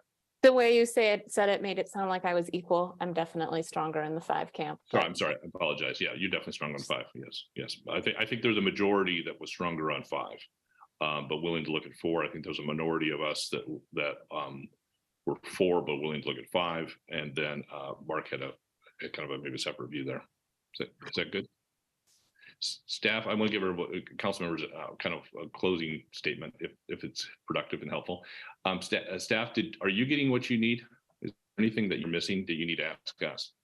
This is very helpful. Thank you. Yeah, and I think we clearly understand that B is actually 2 options, right? B4 and B5, so we'll treat them as such. Would say I'm not clear if council is giving us direction to go ahead and explore F and overlay, or what. I only heard a couple people speak to that specifically, so if you could maybe clarify that for us. Sure. Well, let's just do a show of hands. How many people would like staff to look at the option F overlay, which is potentially a different number in proximity to the university? How many people would like to look at that? I'm a yes. Tara's a yes. Mark's a yes. So you've got, and I don't know where Rachel would have ended up. So you got 3. So I guess I'm not going to tell you what the direction of council is. If 3 is enough for you guys to do the work, then you can do the work. If 3 is not enough, then I guess you won't do the work. How does that sound, Brad? I might want to consult with Nuria and get back to you about that, because it does probably represent a fairly different engagement process, which probably has implications to the overall time frame. Okay, Nuria, any thoughts now, or do you want to talk to Brad about that offline?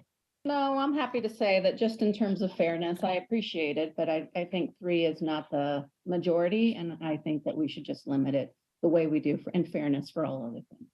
Okay, there you have it. So it sounds like B4 and B5, or B5 and B4. B5 had the majority. B4 there was certainly some people as well. And so Brad, is that does that scope? Yeah, thank you for that clarification. Okay, good. Mark, that doesn't mean we can't revisit going to the voters on whatever is the proposition. And it sounds like there was only a minority of us on F, so that's not going to be steady. So it sounds like that's a lot of work.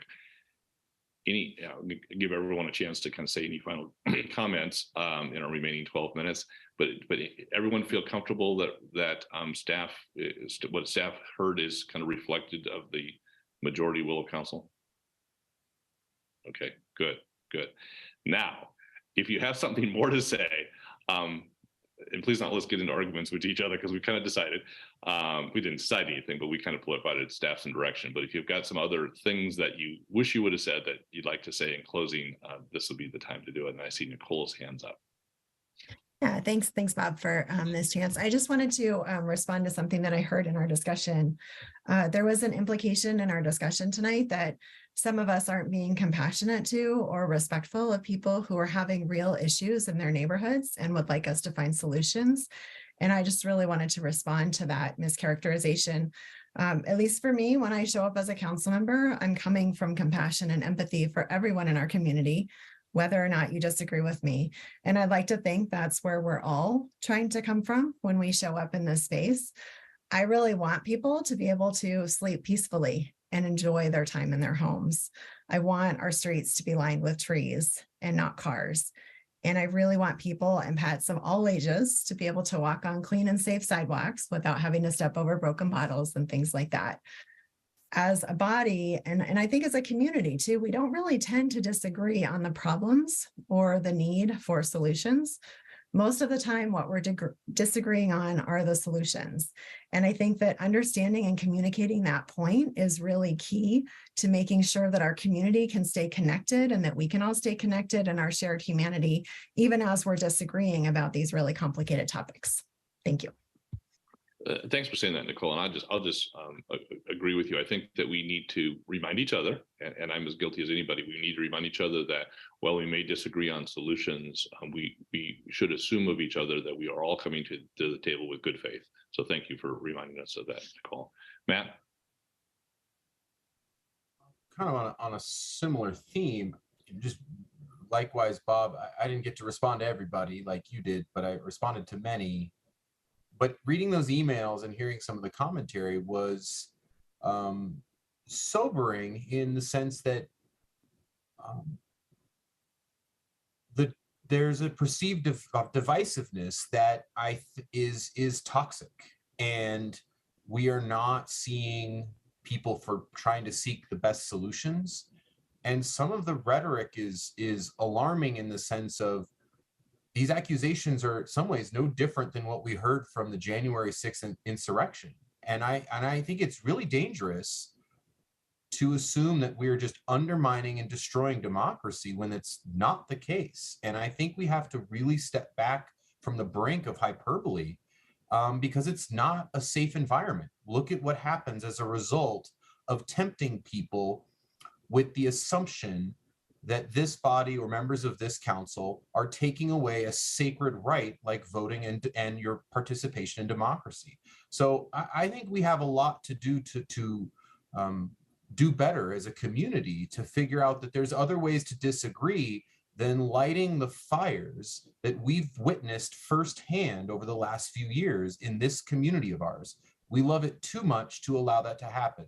And so I hope that we can avoid doing that. There will be more commentary, there will be more engagement, but I hope that that was the apex of that kind of narrative, and we come back to a more civil and more understanding state of mind and place as we continue to work through this and other challenges in our community. Thanks, Matt. Tara? I wanted to give a big shout out, thank you to the many people that I called in the community randomly who wrote emails, and I said, oh, call me, and they did. And I got some of the best ideas, thoughts, perspective. And it was a really wonderful experience. You guys all know who you were that spoke to me this week. There is just a lot of care. And I think sometimes people, they feel passionately about their subjects and they feel passionately about this community. And so we all do. So but I appreciate that for those that were able to calm down and give me their opinion and lots of good ideas. I want to say thank you to every single one of you that took the time to do that. And I got a lot of, I enjoyed reading the 500 or so emails. I didn't get to everybody to write back. That was a big job to do, but it did give me so many new perspectives and different ways of looking at things. And for me, and this is the truth, the most important thing is to just get outside of my box of how I view the world or society or whatever and listen to other people. I think that's what I like the best about this week of what I call the week of 500 emails versus the week of 600 emails, which was West Pearl. So, Yeah,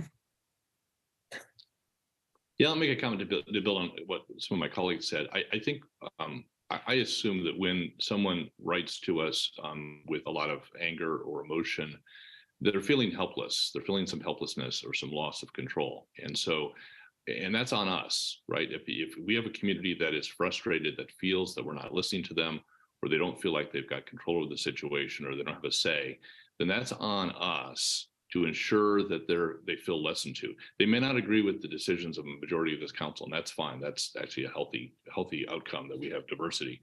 But when people are upset and feel not listened to and are emotional and sometimes attacking, that means that we have not done, I'm including staff and council in this, we have not done a good job of helping them feel empowered and listened to. And so I think that this community engagement that the staff is going to have over the next few months is important in two regards. Number one, we want to hear what people have to say because we want to come up with a solution that most people in our community can live with, but maybe more importantly, so that people feel listened to, so that whatever decision this council comes up with later this year, while not everyone in the community, I'm sure, will agree with it, people will at least have peace with the fact that they had an opportunity to speak, they had some control, they had some input, and that we heard what they had to say. So let's all commit to each other, and including staff in this, to listen to our neighbors. Thanks, Aaron. Yeah, and I just appreciate that, Bob, and I will absolutely make that commitment that we will be listening to the feedback from the community in the upcoming months in a way that will shape what direction we end up pursuing this, and that regardless of that direction, that we will also work with the community to make sure that behaviors that are really difficult to work with and are inappropriate for for your neighbors is also a problem that we'll continue working on because, as Nicole said, all of us deserve a quiet night's sleep when you need it. So make that commitment as well. And then just Bob, wanted to thank you for an able facilitation tonight and doing a great job at sussing out the will of council here. So appreciate a fine job this evening. Well, thank you, Aaron. And once again, CAC miraculously predicted a 2-hour window, and we were at 1 hour and 58 minutes. Great job, CAC. Great job, staff. Great job, council. We are spot on schedule. We're going to adjourn a minute and a half early. Thank you, everyone. Have a good night and have a good weekend. Thank you, Bob. We're Yeah, adjourning thanks, Bob. at Night, everyone. 9:13. Thank you, staff. Bye-bye. Bye-bye. Good night.